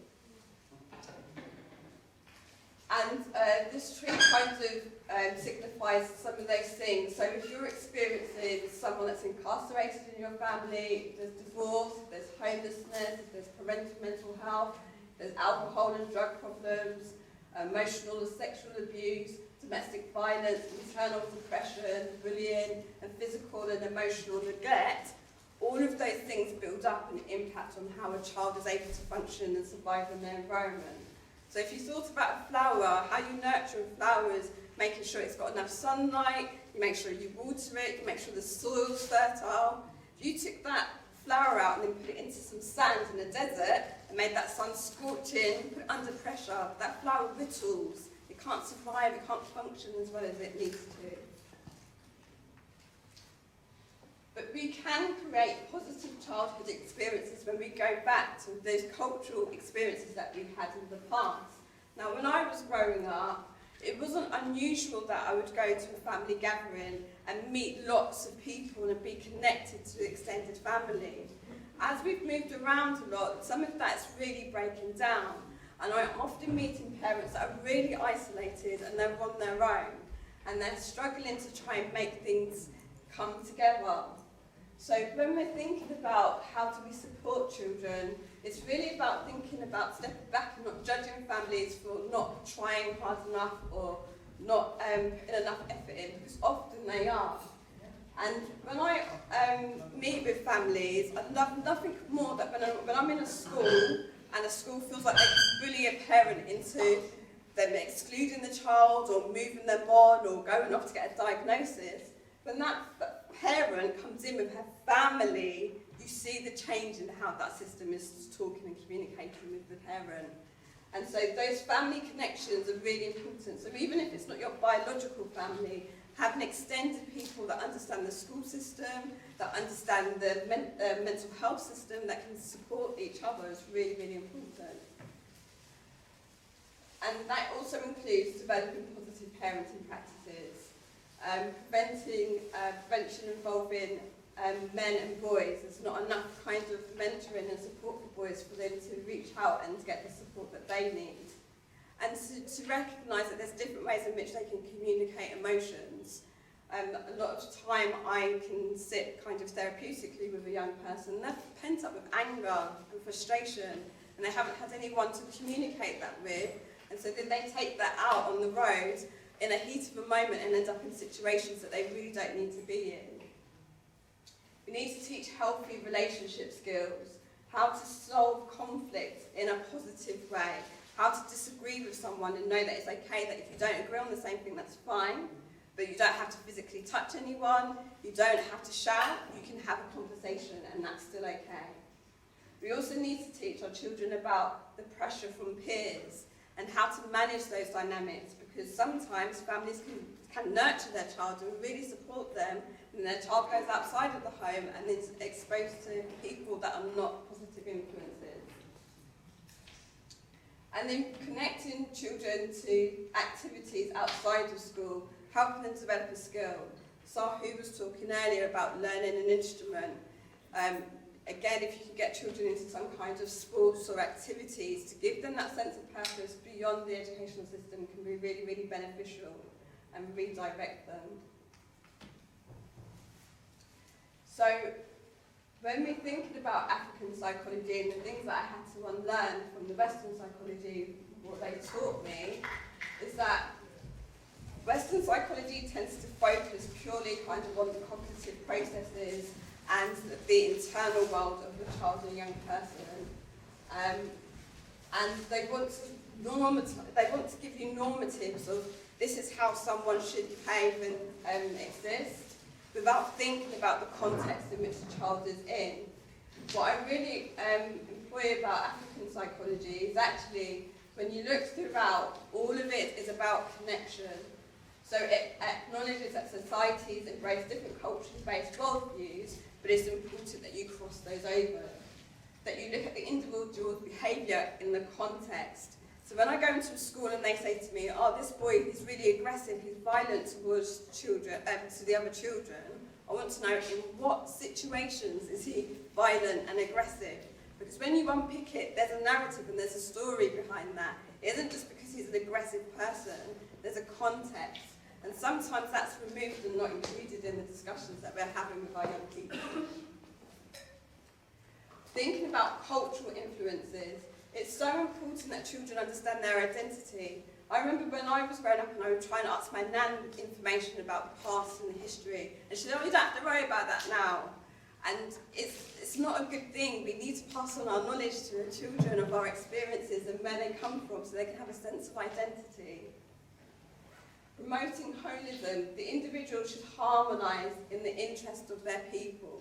You should expose them to their things through the toys and the toys that they play with the TV that they watch, with the activities that they do in the community, because this all helps make connections. And if we start from a place in African psychology that all people have good in them, and we must try to discover their strengths through engaging them in the community. I'm always saddened when I ask a parent or a child, what's their strengths, what are they good at, and then they struggle to think of something. We need to make sure that we're doing affirmations. So I know that I'm running out of time, so I will just do one activity. I would like you to talk to the person next to you, or behind you or in front of you if you've not got someone next to you, and I'd like you to tell them what your 5 strengths are.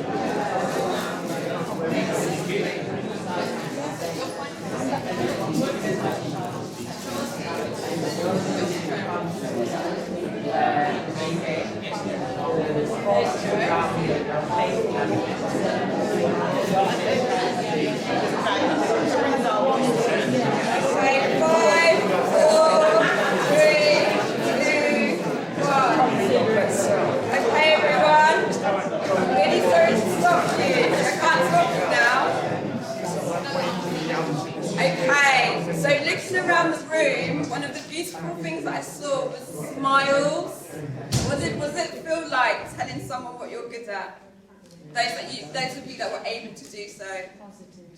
Positive. You had to think about it. Yeah? Anyone else? What did it feel like telling someone your strengths? Does it get easier as you get older? Does it get easier? Everything's been practiced. And, so... Not easier for us. No, but we should, and it should roll off our tongue so easily. So I sit in silence with young people until they come up with at least 5. And if they tell me 5 straight away, I want 10. Because affirmations are so important. If you walk out into the world and you know you feel good about yourself and you know what you're capable of, you hold your head up high and you walk strong. And if you can't tell yourself what you're good at, how do you expect other people to notice and see that in you? So it's so important, and I think the seed needs to be planted from the day the child can talk. They need to hear what they're good at, what you love about them, what you think is amazing about them. Because when that child feels that, they can't be knocked down by anything. A lot of black girls that I work with are often knocked because they're overconfident. They're not overconfident. They know what they're good at. So let them tell people, actually, I'm good at that, or I'm going to question you about this because I know that I understand this. It's important. But it's interesting, someone did say to me, it's hard to think about what I'm good at. But if you look in the mirror every day and you tell yourself 5 affirmations of what you know is in your spirit and what you're good at, you will walk with a strong heart. And I'll leave it there.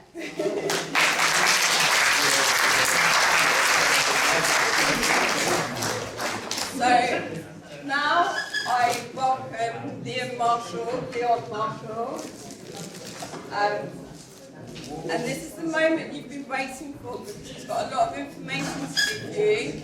So I hope you've got your thinking hats on and your listening ears and ready to hear this powerful talk. And I'll hand over to you now. Just because time's ticking on now, just a quick introduction. So for those that don't know me, my name is Leon Marshall. I'm a sports science lecturer at London South Bank University, and I'm also the co-founder of the Hidden Science Academy. I founded the Hidden Science Academy, which is an education provider. I co-founded that with my sister, Vanika Marshall, who is out front there. And Vanika Marshall, she's an author. This is one of her books, Black British History. She co-authored this book with 3 other authors, and one of them is Robin Walker, the Black History man. So you know that's a powerful book right there. And she's got one of her books at the back there, 30 Black History Icons. So she's got 2 books on Amazon. And that's my sister, and we're both the founders of the Hidden Science Academy. And we put on events like these, we put on courses, online courses, physical courses, and webinars, and retreats and weekenders and that sort of stuff. So, if anyone wants, my sister's book is at the back there. But just to go on with my presentation now, as this presentation will focus heavily on the science of health, it makes sense to start with a definition of science that is easy to understand. So this is my definition of science. Science is logic backed up by evidence. So when we created the Hidden Science Academy, we found that a lot of the stuff that they hide from us is in science. And because they don't teach us science in a very simplified way, our children grow up to hate science, even though a lot of the answers as to who we are is in science. That's going all the way back to ancient Kemet, who were the original scientists. So I tried to go with my own definition of science, which is logic backed up by evidence. This is what I've found through studying science myself. It's just logic. It's just common sense. Logic, common sense, and then you back up your common sense with proof. So for example, if I was to ask you, what's 2 + 2? I'm hoping that your logic would say, I'm hoping that your logic would say 4, yeah? But what if I said, back that up? Like, how can you prove that? Back that up with proof.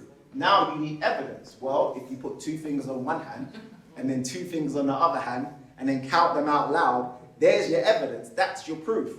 So, when I go with my own definition of science, which is logic, common sense, backed up by evidence, I started to realize that science is simple, which is very interesting because when you go into the schools, like I like to teach, I like to speak to children about what their favorite subject is at school, and they never say science. Why? Because they find science very confusing. They find it kind of hard, like when they're learning physics and biology, they find it very confusing. But to me, science is very simple. It's literally just 2 + 2. So I try to keep things simple when I'm teaching science. And another reason why I like to keep things super simple is because a wise man once said, if you can't explain it simply, you don't understand it well enough. That was arguably one of the greatest scientists of all time, Albert Einstein. So if he can keep it simple, why can't we? So anytime I'm teaching science, so today I'm going to be teaching the science of health.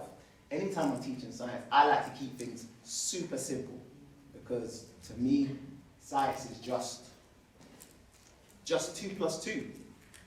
Or, as another wise man once said, boom! 2 + 2 is 4, -1, that's 3, quick maths. Quick maths, that's all science is to me. Just quick maths. So as I'm going through my presentation, I'm going to keep things super simple and just use quick maths, just 2 + 2. And that's what I've done in my debut book, The Hidden Science of Melanin, which is available at the back there. So at the end, you guys can get your copies from this. Now this is a very important book because this subject is a subject that they don't like us to know about. Everyone knows that we have melanin, but for whatever reason, they don't teach it to us in school, college, or university. Yeah? Now, when it comes onto this subject, it's very important because you'll find that, you know, they say things like black people go missing, and why are black people going missing? When they find a black person, they're missing their organs and that sort of stuff. But no one wants to mention why. No one wants to mention what do they want from our organs and our tissues and that sort of stuff. So it's a very important subject. And those of you who have seen me teach about science before, you know I teach about this subject a lot because it relates to a lot of the stuff that we're seeing in everyday life. So those of you who have seen me teach science before, you know I teach about melanin a lot. But I am curious, who's never been to a Hidden Science Academy event before? Show of hands. That's pretty much all of you. That's very well. That's great. For those of you who raised your hands, I've got one thing to say. You're gonna learn today. You're gonna learn today. So what are you gonna learn today? Now, what I'm gonna cover today is what I cover in my Black Holistic Health course. So I run an online e-learning Black Holistic Health course called The Hidden Science of Black Holistic Health. And we go through a lot of the common diseases that we find in the black community. Now, instead of me telling you, because you guys have been talking about it all throughout today's event, you guys tell me, what are the common diseases in the black community? Type 2 diabetes, that's common. High blood pressure, that's another one. Heart disease, high blood pressure, heart disease, high cholesterol, what else? Fibroids as well. Prostate cancer as well. So those are the most common ones that we hear all the time. Yeah? But what we don't hear is why. Why do we suffer from these things? So when we ask the experts, okay, black people, we're more likely to suffer from all of these diseases. Why? All of a sudden, they get tight-lipped and they can't give us a straight answer. Yeah? And you know why? I'm about to tell you the truth. You know why? Because it all relates back to melanin. And what I found through my own research is that there tends to be a melanin code of silence in the scientific community. They'll tell you everything about your health, but they won't tell you about melanin. Yeah? So, unfortunately, now, instead of me telling you, why do you think they don't tell us about melanin? There's literally two reasons why. Or what is either one of two reasons. So when you go to an expert and they're telling you about your health, but they're not mentioning melanin, there's one of two reasons why. What are the one or two reasons? They don't know. So maybe they don't know about melanin, because who's teaching them about melanin? Who's teaching them when they go up to study medicine and become a doctor? What part of their degree is teaching them about melanin? So then they become a doctor and they know nothing about your health because they know nothing about melanin. So that's one reason. They don't know. That could be the reason why they don't tell us about melanin, because they don't know about it. But there might be another reason. What's the other reason? They don't want They don't want us to know. So those are the two reasons. Either they don't know, so obviously when they start talking about it, they're not going to tell you about it because they don't know. Or they don't want you to know. So they do know, but they don't want you to know. So it's one of the two, but we don't know. So when we go to the experts, they either don't know, or they do and they don't want to tell us. So unfortunately, every time we go to the experts with a health condition, they become one of two things. This is through my own observation. They either become tiptoers, so they just tiptoe around melanin, yeah? They'll never actually mention it because they don't know about it. So when you start to say, how does this relate to me as a black person? They'll start tiptoeing around melanin because they don't really know about it, yeah? Or if they do know about it, they become tap dancers. So they'll tap dance around melanin. In other words, they're going to tell you about it, but they'll probably tell you about it in a negative way. So they'll say something like, yeah, it's got something to do with your melanin blocks sunlight, that's the reason why you're low on vitamin D, that's the reason why you suffer from these. So they're going to make melanin the enemy, yeah? Or they're just going to try and twist it round and tap dance around what I call the elephant in the room. Melanin is the elephant in the room. And every time you speak to an expert, if they don't know, they're going to tiptoe around it. And if they do know, they're going to tap dance around it. And I'm going to show you some examples. Remember, science is simple. It's logic backed up by evidence. So here's some evidence. Now this guy, this was during the pandemic. He just went into his doctor's clinic for whatever reason. He was getting a checkup. And he just started to secretly record the doctor. And he started to ask the doctor questions. So let's listen to this. I'm not going to play all of it, but let's listen to this. So he's in the surgery. And he's going to start asking his doctor questions. Listen to what he asks his doctor. So Doc, I've been doing some research, and I just was listening to stuff on the internet. I just got to ask just a few questions. I just want to ask you, like, how long you been a doctor? 2 years, but training before that was... Like 8 or 9 years, like, yeah. But officially having to run it up for 2 years. What's up? I just have a curiosity, and because there has been quite a few doctors that, that I've been looking at. Okay. And the one thing that I have been on to ask you, listen to this. Is there a difference between black people's genetics and other people's genetics on the planet? He said, is there a difference? And he just turned around, look. I mean, there's a difference between your genetics and my genetics, sure. Right, but how much of a significance of the genetics? In terms of percentages, barely anything. But in terms of risk factors for certain diseases, you're more likely to have certain diseases depending on what your family background is and where your family was and where your ancestors were from. The short answer is yes. But when you say black, like black could mean a lot of different things. And then he starts tap dancing. Okay, so he said that there is a little bit of a difference, yeah? But he said that you, being a black person, you're more likely to suffer from certain diseases. And that's what we keep on hearing. As a black person, you're more likely to suffer from it. Now, through my own observation, I started to realize that this is a narrative that they run with, especially here in the UK. So, this is one of their main narratives when they talk about black people. They always say that, you know, black people, we're more likely to. That is a narrative. And they run with it a lot here in the UK. So this is NHS Choices. On their site, they've got a section just for us, black health issues. How lucky are we? We've got a section just on their website. And it says, if you're African or African Caribbean and you live in the UK, you're more likely than people from other cultures to have certain health conditions, including high blood pressure, diabetes, and prostate cancer. What's the obvious, logical question to ask when you hear something like this? Why? When we ask the experts why, guess what they start with? They start tap dancing.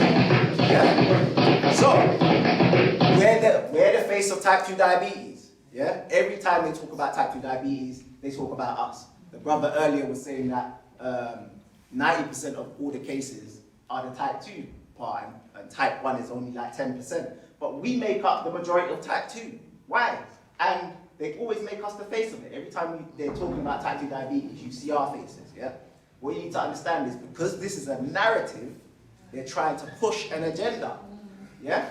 The agenda is, let's make black people the face of this disease. Now, if we are, you have to tell us why. Because remember, science is simple. It's logic backed up by evidence. If we are more likely, why are we more likely, yeah? So they love to use black faces to push their agenda with regards to diabetes. But you know what's stronger than a black face? You know what's more powerful than a black face to influence us? A celebrity black face. Yeah? So when it comes onto these diseases, you're going to see one of two types of faces. You're going to just see a black face with regards to a disease, or you're going to see a celebrity black face. So we're the face of type 2 diabetes. Yeah? You ask the experts why, they have no clue. Yeah? But yet they want to give you the solution, which is drugs and surgery, really. Yeah? What else? This one, and I'm showing you where I'm getting my evidence from, this one says, why are black men more likely to die from prostate cancer? Good question. Why are black men more likely to die from prostate cancer? Let's ask the experts. This is all we get from them. Every time we talk to the experts, this is all we get from them. We never get a straight answer. Black women are 5 times more likely to die in pregnancy. Why are black women 5 times more likely to die giving birth? Let's ask the experts. So this is what we get from them. And let's not forget, they made us the face of coronavirus when that first happened. Remember? They said that we were more likely to die from the coronavirus. But why are we more likely to die from the coronavirus? They can never give us a straight answer. So, here's my question to you guys. What's the truth? Would you like to know the truth? Yes. Okay, so I'm about to tell you the truth. Now, this is something that you'll never hear from the quote-unquote experts. Now, instead of me just telling you, I'm just going to show you, because they say that the truth is hidden where? In plain sight. The truth is hidden in plain sight. So I'm going to show you the websites that literally tell us the truth. And I'm going to start with diabetes.co.uk.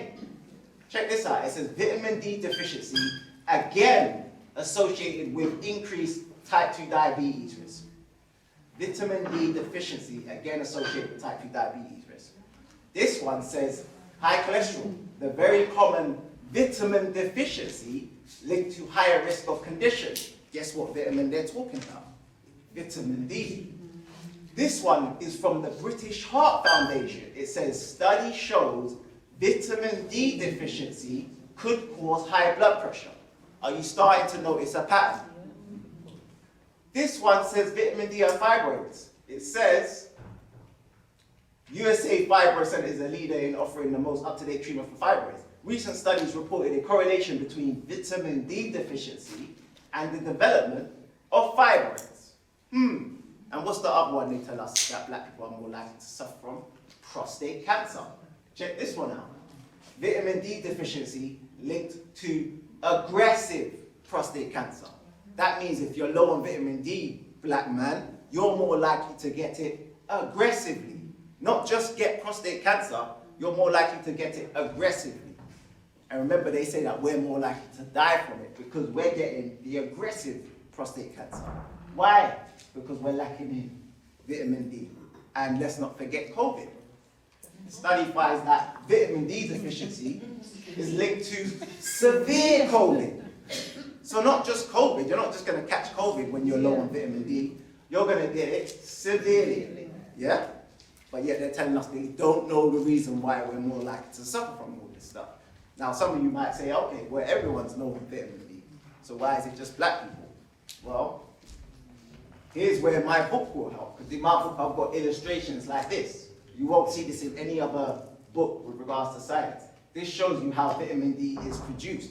This is the only way your body produces vitamin D. When your melanin is exposed to ultraviolet radiation, it absorbs the sun and then converts your cholesterol that's in your skin into a vitamin D precursor. That vitamin D precursor goes through your liver and kidneys, and then your kidneys produce the active form of vitamin D. Did we know this? This is the only way your body produces vitamin D, yeah?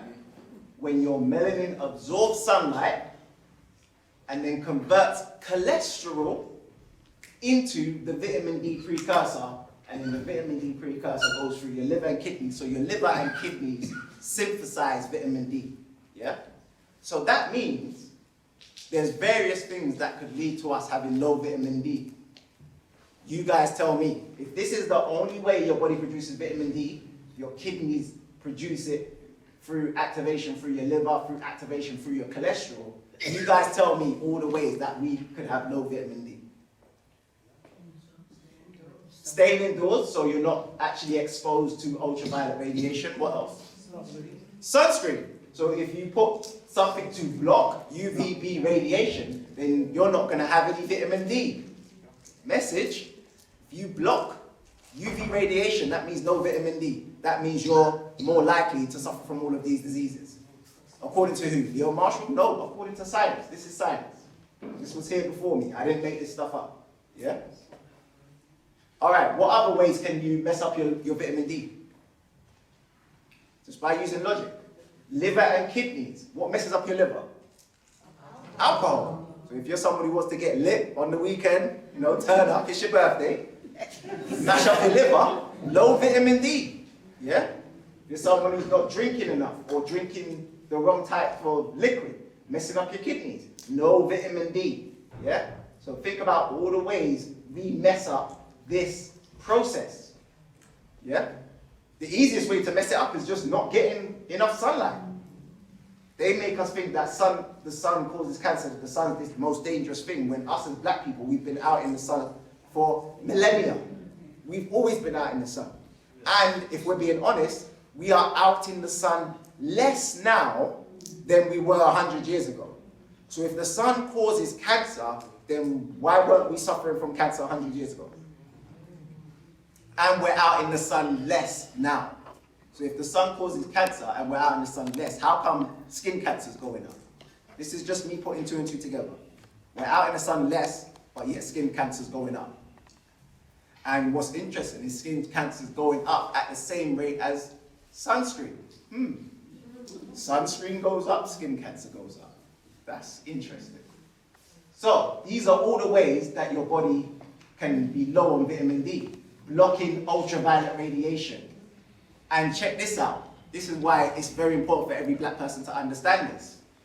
They tell black people that we're low on vitamin D, and this is the reason why we suffer from all of these things. But yet, they say that the sun causes cancer, so you must put chemical cream on your skin to block the sun. That's going to lead to low vitamin D. Now remember what this does. This process lowers your cholesterol normally, because when your melanin absorbs ultraviolet light, it's going to convert cholesterol into vitamin D. it's going to convert cholesterol into vitamin D. So they tell us that we're low on vitamin D, and what are we high on? Cholesterol. Obviously, if you're low on vitamin D, you're going to be high on cholesterol because the sun converts your cholesterol into vitamin D. So what would be the easy answer or the easy solution for a black person who's low on vitamin D and high on cholesterol? But what is their solution? Their solution is, you're low on vitamin D, here's a supplement, and you're high on cholesterol, here's a drug. Here's a drug to lower your cholesterol, and here's a drug to increase your vitamin D. Again, does that make sense? Is that logical sense? Yeah? This is the way your body produces vitamin D. And I like to reiterate, the only way. So when your skin is exposed to sunlight, it converts this type of cholesterol, for those of you who want to do your research, 7-dehydrocholesterol, that gets converted into a vitamin D precursor, which goes through your liver and kidneys, and then the kidneys produce the active form. So all of the vitamin D supplements that we take, they're here, they're mimicking the precursor. Your vitamin D supplements are mimicking the precursor. So your vitamin D supplements are not the active form of vitamin D. Does that make sense? They're not the active form of vitamin D, because there's only way you can get the active form of vitamin D is that's when your kidneys produce it. So unless they're giving you someone else's kidney juice in that supplement, there's no other way you can be getting the active form of vitamin D in that supplement. You're getting the precursor. And then what you're hoping is that when you take that precursor, your liver and kidneys synthesize it and produce the active form. So that just shows you how important this process is, and how important UVB light is. And for those who don't know what UVB light is, the ultraviolet radiation from the sun comes in 3 different forms: UVA, UVB, UVC. And according to Cancer Research UK, UVC rays are the shortest waves, usually do not penetrate the Earth's ozone, so they get reflected back into the cosmos. But they always tell us that UVA and UVB are dangerous. They tell us UVB rays, they cause the burning, the tanning, the burning. UVB causes skin cancer. They tell us the UVAs are even longer waves that penetrate deep into the skin surface and cause DNA changes. This is what they tell us with regards to our health, but this is what they're telling everyone. Now there's different types of melanin. There's eumelanin and pheomelanin. So when it comes on to people who have the different type that we have, which is called pheomelanin, yeah, it could cause skin cancer. Yeah, it could penetrate deep into the skin surface and cause DNA changes. But that's not for everyone. What we need to understand is, in order for us to have high vitamin D levels, we need ultraviolet radiation. We need it. Because without ultraviolet radiation, this process can't happen. And according to the research, this is the reason why we are more likely to suffer from all of these diseases. Because we're not going through this process. This process is always getting blocked, especially here in the UK. So we need to understand how important the sun is. Now check this out. This is a map of the world. And if you can see, they've split the world up into different zones. Now I don't know if you can see the key here, so I'm just going to read out the key. They've got zone 1, zone 2, and zone 3. Zone 1 equals adequate UVB 12 months per year. So pretty much all throughout the year, you're getting UVB rays all throughout the year. Can you guys see where zone 1 is? Can you guys see the countries that are in zone 1? Those are the countries that are getting UVB all year round. Yeah? So they're getting that high intensity heat and sunlight all year round. Can you guys see the countries? There's one main continent that's getting it, yeah? Now, if the sun causes cancer, where should we see the highest rates of cancer then? In zone 1. In zone 1. So that means these people, you should all be dropping dead from skin cancer. Yeah? However, the evidence suggests that they're not. Look at zone 2. Zone 2 says insufficient UVB for 1 month or more per year. So zone 2, they get insufficient UVB for 1 to 3 months, yeah? Can you guys see the countries that are in zone 2? Here's zone 2 here. And here's zone 2 here. Can you guys see that? Yeah. So those are the countries. Look, USA is in zone 2. Parts of Europe, the top part of Africa, yeah, Asia, down there, South America, you got the bottom part of Australia, yeah? That's zone 2. What's zone 3? Insufficient UVB all year round. Zone 3 is insufficient UVB all year round. Can anyone see where the UK is? Can anyone spot where the UK is? Can you see where the UK is? That's it. So what zone are we in? We're in zone 3. That means we get insufficient UVB, you know, the type that's going to lead to high vitamin D levels. We get insufficient UVB all year round. And not only that, we get it insufficiently, but yet, because we don't understand the science, when black people are out in the sun, what are we doing? We're blocking the sun. So we get insufficient UVB all year round, and when we're out there, we block it. And then we wonder why we're more likely to suffer from all these diseases. And if you don't believe me, again, science is simple. This is from Dr. John Cannell from the Vitamin D Council. He shows the vitamin D comparison. Humans make thousands of units of vitamin D within minutes of whole body exposure to sunlight. From what we know of nature, it is unlikely that such a system evolved by chance. Look at the difference between getting your vitamin D from UVB exposure and you trying to get it from, supplements or fortified foods. It's not even close. Even cod liver oil, which a lot of our family members, Charles talked about washouts, a lot of our family members used to give us cod liver oil, which was quote unquote high on vitamin D. It still can't come close to UVB exposure. But we've been taught, you know, bad things about this thing. And it's not only vitamin D. When you're out in the sun, we talked about UVB, but when you're out in the sun, UVA helps to lower your blood pressure. Because you got to look at your blood pressure like, you know, pressure going through tubes. What UVA does, and a lot of us, we might have a lot of cholesterol. Sahu talks about inflammation and that sort of stuff. When we're out in the sun, UVA rays do this to your blood vessels. It's called vasodilation. It opens up your blood vessels and allows more blood to flow through. Yeah? That's what UVA does. So check this out. We've got UVB that leads to high vitamin D levels, and we've got UVA that leads to vasodilation. These are things that they're not telling us about the sun. And this process, how important this process is to our health.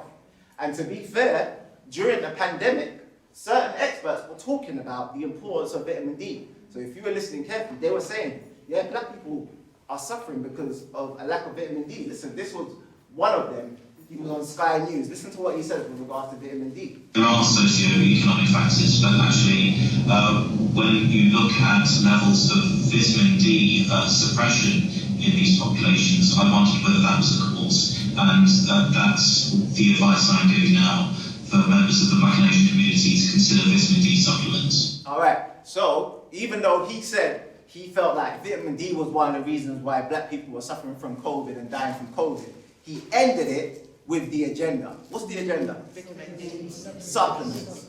So instead of saying, do you know what, black people, use a guy in the sun and, you know, expose your melanin to the sunlight, he said, I'm recommending that you guys take supplements. Again, an agenda. Instead of just telling us the truth, we need the sunlight and none of this foolishness. No, come here and take this drug. Yeah? So, exactly, to make money off it. So they're recommending vitamin D supplements, but you now know the truth. The only way your body produces the active form of vitamin D is when you go through this process. So vitamin D supplements ain't saving you really, because what you're doing, if you give yourself a vitamin D supplement, you're hoping that your body continues the process from here, because that's where the supplements come in. You're getting the precursor, and you're hoping that your liver and kidneys produce the active form of vitamin D. But a lot of us, because of health issues, our liver and kidneys are not functioning optimally. So you taking a supplement, your liver and kidneys might not be able to do the last step. Yeah? So they're mentioning supplements. Now this is why you need to understand this science, because if not, you listen to the experts and they sound like they're telling the truth. So he just told the truth but ended it with his agenda. He told the truth but ended it with his agenda. This is the reason why we need to understand this. So when they do talk, we can understand when they start tap dancing. He goes on to say this, listen. So the reason I mention it is because of clearly there's a higher level of melanin in the skin of Black and Asian people, and that's to protect their skin from the sun and from the harmful effects of UV rays. And that's another narrative that I feel like they run with. They run with the harmful UV rays narrative. So they want everyone to believe that the sun, which has been here for billions of years, is this harmful thing now, even though we're not even out in the sun as much as we were out in it 100 years ago. Just using simple logic. I do this in schools with children. Children get it straight away. If we were out in the sun more 100 years ago, then shouldn't we had skin cancer more 100 years ago? Why are we getting it more today? But yet they want us to believe that this sun is this harmful thing, when you now know without UVA, your blood pressure is going to be high, and without UVB, your vitamin D is going to be low. Now, instead of hearing it from me, because I'm just speaking logically, listen to the scientist. This scientist, his name is Carl Merritt, Dr. Carl Merritt. You guys can look him up online. What does he say about melanin? He calls melanin the chemical key to life. And he says that melanin has a broad absorption spectrum. So they tell us that melanin blocks sunlight. The scientists are telling us that melanin absorbs sunlight. He says that it absorbs thousands of times more electromagnetic radiation, which is basically light, than chlorophyll. Chlorophyll is the green pigment that's in plants that absorb sunlight. And that's what gives the plants the process of photosynthesis. He says that melanin is thousands of times more powerful than chlorophyll. He says it exists in many tissues beside the skin. So it's not just our skin that has melanin, it's in every single organ. He says it's present in the developing fetus, and it's thought to be a master molecule for steering biological processes. Yeah?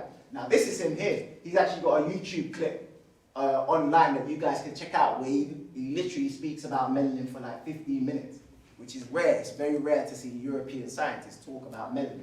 But I'm just going to show you this short clip, and I want to see if you catch what he says right at the end about melanin. Just listen to this short clip, see if you can catch what he says right at the end.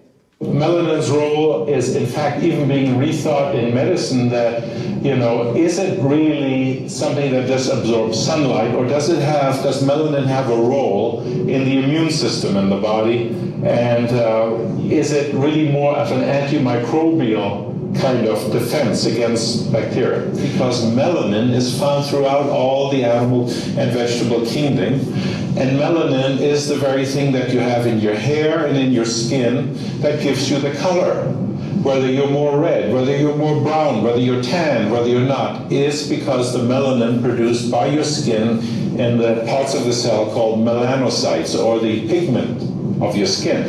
And some people who have a condition called vitiligo, where their skin looks blotchy, they have white patches, they don't make this pigment. When you're exposed to ultraviolet radiation, you make more of it. When you're exposed to ultraviolet radiation, you make more of it. When you're exposed to ultraviolet radiation, you make more of it. I don't know if you caught what he said at the end there. Did you catch what he said at the end there? I know it was quick. For those of you who missed what he said at the end there, he said, when you're exposed to ultraviolet radiation, you make more of it. In other words, the sun tops up your melanin. So why then would you want to block the thing that's going to top up your melanin? If you block it, it gets weak. And that's the reason why when black people go out in the sun, tutus, do you know what, I got burnt, No, I know I'm from Jamaica, but I got burnt when I'm out in the sun. You don't realize it's because your melanin's weak. This is the thing that tops it up. So if you block it, it just gets weaker. When I do this with children, they get it, it just makes total sense, but for whatever reason, us adults, we've been confused to think that that thing that tops up our melanin is a dangerous thing and we need to block it.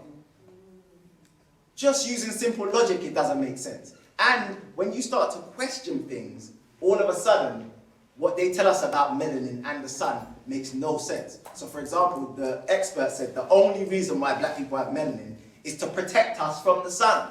If that's the truth, black woman, then why, when you get pregnant, do you get darker? Black woman, why do you get darker when you get pregnant? Why does this dark line appear across your belly, which is full of melanin? Why does that appear across your belly when you're pregnant, if the only reason why you have melanin is to protect you from the sun? Just using simple logic. Let's ask the experts. What about the man then? Let's ask the man then. Again, just using simple logic. Man then, if I was to ask you, what's the darkest area of your body? Because remember, they tell us that the only reason why we have melanin is to protect us from the sun. That means the darkest areas should be the parts that are exposed to the sun. Man then, what's the darkest part of your body? If you was to mention the darkest part of the body, which part would you be pointing at? Tell the truth. Like, look at your whole body. Where's the darkest part of your body? If we're being honest, the darkest part is down there, but that doesn't make sense to their agenda, to their narrative, because their narrative is that the only reason why we have melanin is to protect us from the harmful UV rays of the sun. But the darkest part of your area is the part that never sees the harmful UV rays of the sun. So how is that? How does that make sense? I'm sorry, I'm so confused. Let's ask the experts. But this is how it is. Because we don't understand melanin, we don't understand this, and this is the reason why I wrote this book, so we can understand it. Because we don't understand this very important subject, children will ask you logical questions you won't even be able to answer it.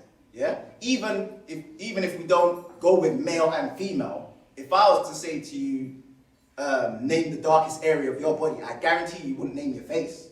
But your face is exposed to the sun. How come your nipples are darker than your face?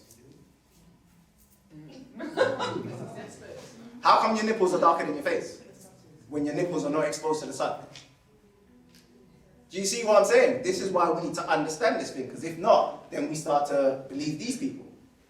And like we said at the beginning, they either don't know about melanin or they do. And if they do, when you ask them about it, they'll start doing this. Yeah?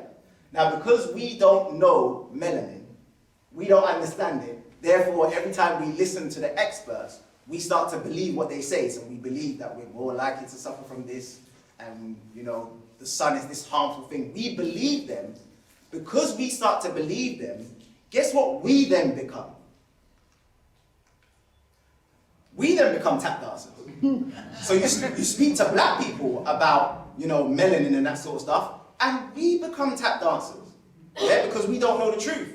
So, for example, here in the UK, black people, we're more likely to suffer from literally every disease. We're more likely to suffer from high blood pressure, type 2 diabetes, prostate cancer, COVID-19, literally everything. The only disease that we're not more likely to suffer from is skin cancer. Oh, wait. No, I don't really sort of SPF or suntan lotion because I don't really need it, to be fair. I'm not going to burn or tan, so I'm good. I am such a sun baby. Don't mind getting a bit of skin in the hair out. Chill, just get my melanin. I don't generally use an SPF. To be honest, I don't really use it. And that probably sounds crazy to some people, but I think for me being of dark complexion, I naturally have melanin, so I don't feel like I'm never going to sunburn. Black people are 1.5 times more likely to die from melanoma than Caucasians. So now... Yeah, no, I didn't know that. So now we're more likely to die from skin cancer. Are you kidding me? Now we're more likely to die from skin cancer. Yeah? But because we're being taught this by the, you know, the tap dancers, and we don't know the truth. You heard the black women, they were like, really? Wow, I didn't know that. Now we start to believe it. So guess what? When we start to believe it, we become the tap dancers. So check this out. They're going to start to get the black women to tap dance with regards to this subject. Listen. It's a topic that the black community really need to be talking about. They need to be thinking about it a lot more. I definitely think differently now after this chat. That little sun cream you're putting on will save your life. There are 3 things that can keep your skin safe during the summer. 1 is keeping shade, 2 is covering up by clothing, and the 3rd is sunscreen. It's recommended to use an SPF over 30 and apply that every 2 hours. So they're trying to turn you into a vampire. Because that's what vampires do, by the way. Vampires seek shades. Vampires put on sunscreen. Vampires wear shades out in the sun. They're trying to turn you into a vampire. Yeah? So they end up making you the tap dancer because you don't know the truth. So this was skin cancer Cancer Research UK, they got the black women to start tap dancing. And I see this a lot. Every time people don't really know the truth about melanin, yeah, these tap dancers could easily get one of us to just tell black people what they want black people to know. So they want black people to know now that we're more likely to die from skin cancer, therefore we should be putting on sunscreen. That's an agenda. That is a narrative, yeah? But because we don't know the truth, we become their tap dancers. So every time I see this, and I see this a lot, not just with this agenda, there's other agendas that they push and they use us to push the agenda. Every time I see this, it just makes me think of one thing. You guys may see it like this. This is how I see it.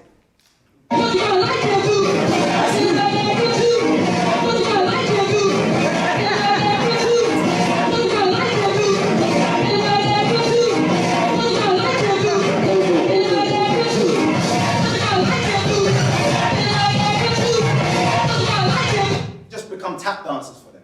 That's all, because we don't know the truth. So we're there tap dancing for them and pushing their agendas, and we don't even realize it because we don't know the truth. And they do, yeah? And they really do, because I talk about a black woman named Henrietta Lacks. Henrietta Lacks, they stole her cells back in 1951. And you know, they still use her cells today. They still use her cells for scientific experiments today. They used her cells to experiment on the COVID-19 vaccine. She died in 1951, her cells are still alive today, yeah? So this I don't know about, they know about melanin, trust me. But because we don't know, we become tap dancers. And remember, they can get any of us. They can get any blackface to influence us with this stuff. But what did I tell you earlier? That a blackface is powerful, but what's more powerful than a blackface? A celebrity. So look, this morning I got some test results back for coronavirus and it came back positive. Yeah, and it sucks. Got the results back today. Look, this is serious. Make sure to remind you guys to keep washing your hands frequently with soap and water. Try to avoid touching your face, your nose, your eyes, and of course try to avoid making unnecessary contact with people. It's all about protecting yourself and the people around you. I wish I would have took this thing more seriously, and I hope everyone else want to do so, because we can do it together. It is posted. So that's it. They can get any of us, any celebrity now, to push their agenda. And again, when I see it on TV, this is what I see. Doesn't matter what celebrity it is.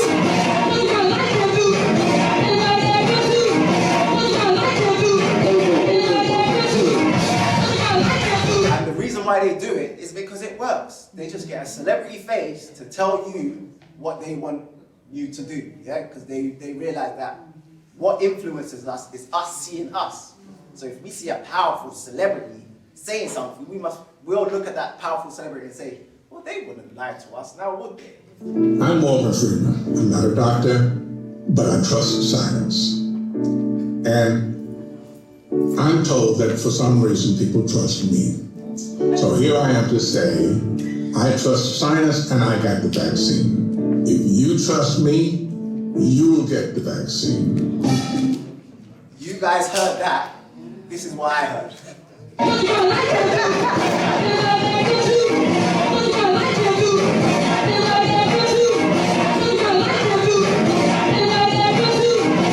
That's Morgan Freeman. That's Morgan.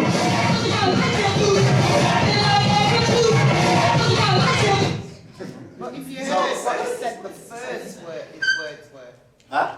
Did you hear his first word? What was his this first is what word? they told me. This is what they told me. Yes. There you go. If So you they're listen, telling you. yeah, this is what he So, told me. so he's literally following a script. Yeah. He's like, he's standing up there like, what do you want me to say? Yeah. Okay, my name is Morgan Freeman, and This is what they told me. this is what they told me. Yeah. And So, that's what people should have heard the very first time. well, all we're seeing is that celebrity blackface you've seen in all of those movies. That's all we're seeing, yeah? And we're believing that celebrity blackface. So, unfortunately, family, when it comes on to experts telling us about our health, they become one of two things. They'll become tiptoers or tap dancers. Why? Because they don't know the truth about melanin, or they do. And I'd be more inclined to go with the latter, because they tend to when it comes on to melanin, in my book, The Hidden Science of Melanin, I've referenced a lot of scientific or scientists who are not black, they're European. So they do know, they're the ones doing the experiments, they're the ones who are actually in the laboratories studying this thing. And I'll go so far as to say that they value this thing more than we do. They value this thing more than we do, yeah? And they're using it for all types of things, yeah?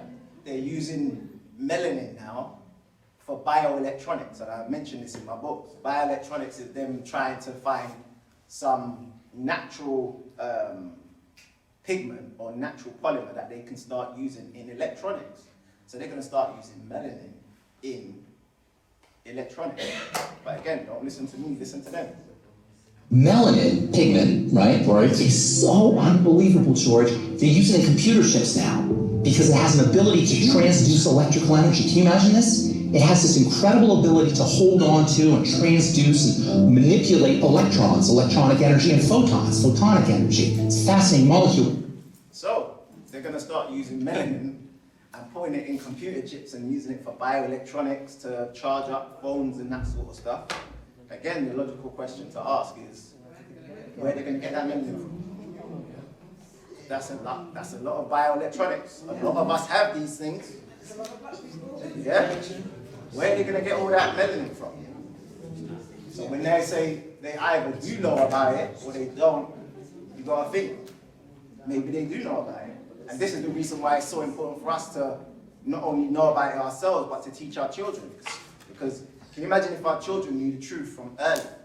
If our children knew the truth about melanin from early on, they'd be sounding like this. Within each living organism, melanin appears to be located in a major functional site. For example, in vertebrates, melanin is present in the skin, eyes, ears, and central nervous system. Melanin is in every living organ which aids the human body, regardless of the color of the skin. All genes in all creatures on this planet are black.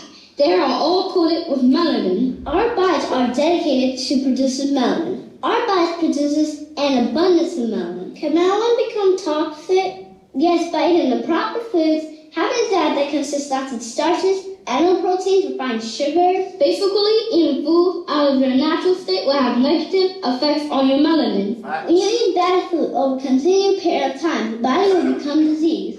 Also, not getting enough sun will also have negative effects on your melanin.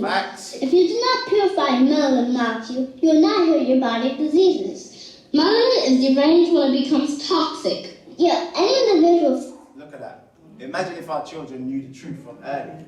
They wouldn't grow up to be tiptoers and tap dancers because they already know the truth. So when these people are trying to deceive them about their own health, they'd know that they're not telling them the truth. It's when we don't know that these tap dancers can tell us stuff and we'll just run with it. And then we start tap dancing not realizing that we're not telling the truth. Yeah? So that's the reason why we need to teach our children the truth from early. Imagine if they knew the truth from early. Imagine if they knew the truth from early. Like, let's all imagine. Imagine there was a powerful book that could teach them the truth. From early. Imagine if our children had a powerful book that could teach them the truth from early. Can you all just imagine that for one moment? How powerful would that be?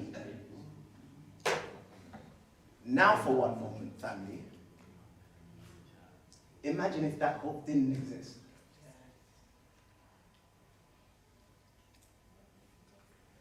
Science is simple. It's just that you've been taught it in a confusing way. And there's only one of two reasons why. Either the person teaching you science doesn't understand the subject well enough,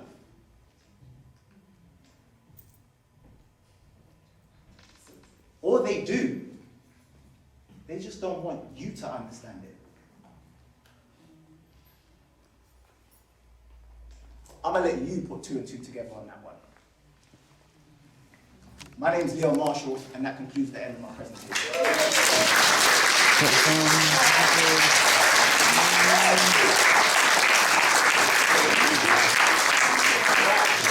Now, to finish up, we can do a Q&A with all of the speakers. So if all of the speakers can come on stage, if anyone wants to ask any of the speakers a question, you can ask the speakers a question. This is your chance to do a Q&A. If anyone wants to get their book signed, I'll be at the back in the next 5 minutes and I can sign books. But this is your chance to ask any of the presenters a question.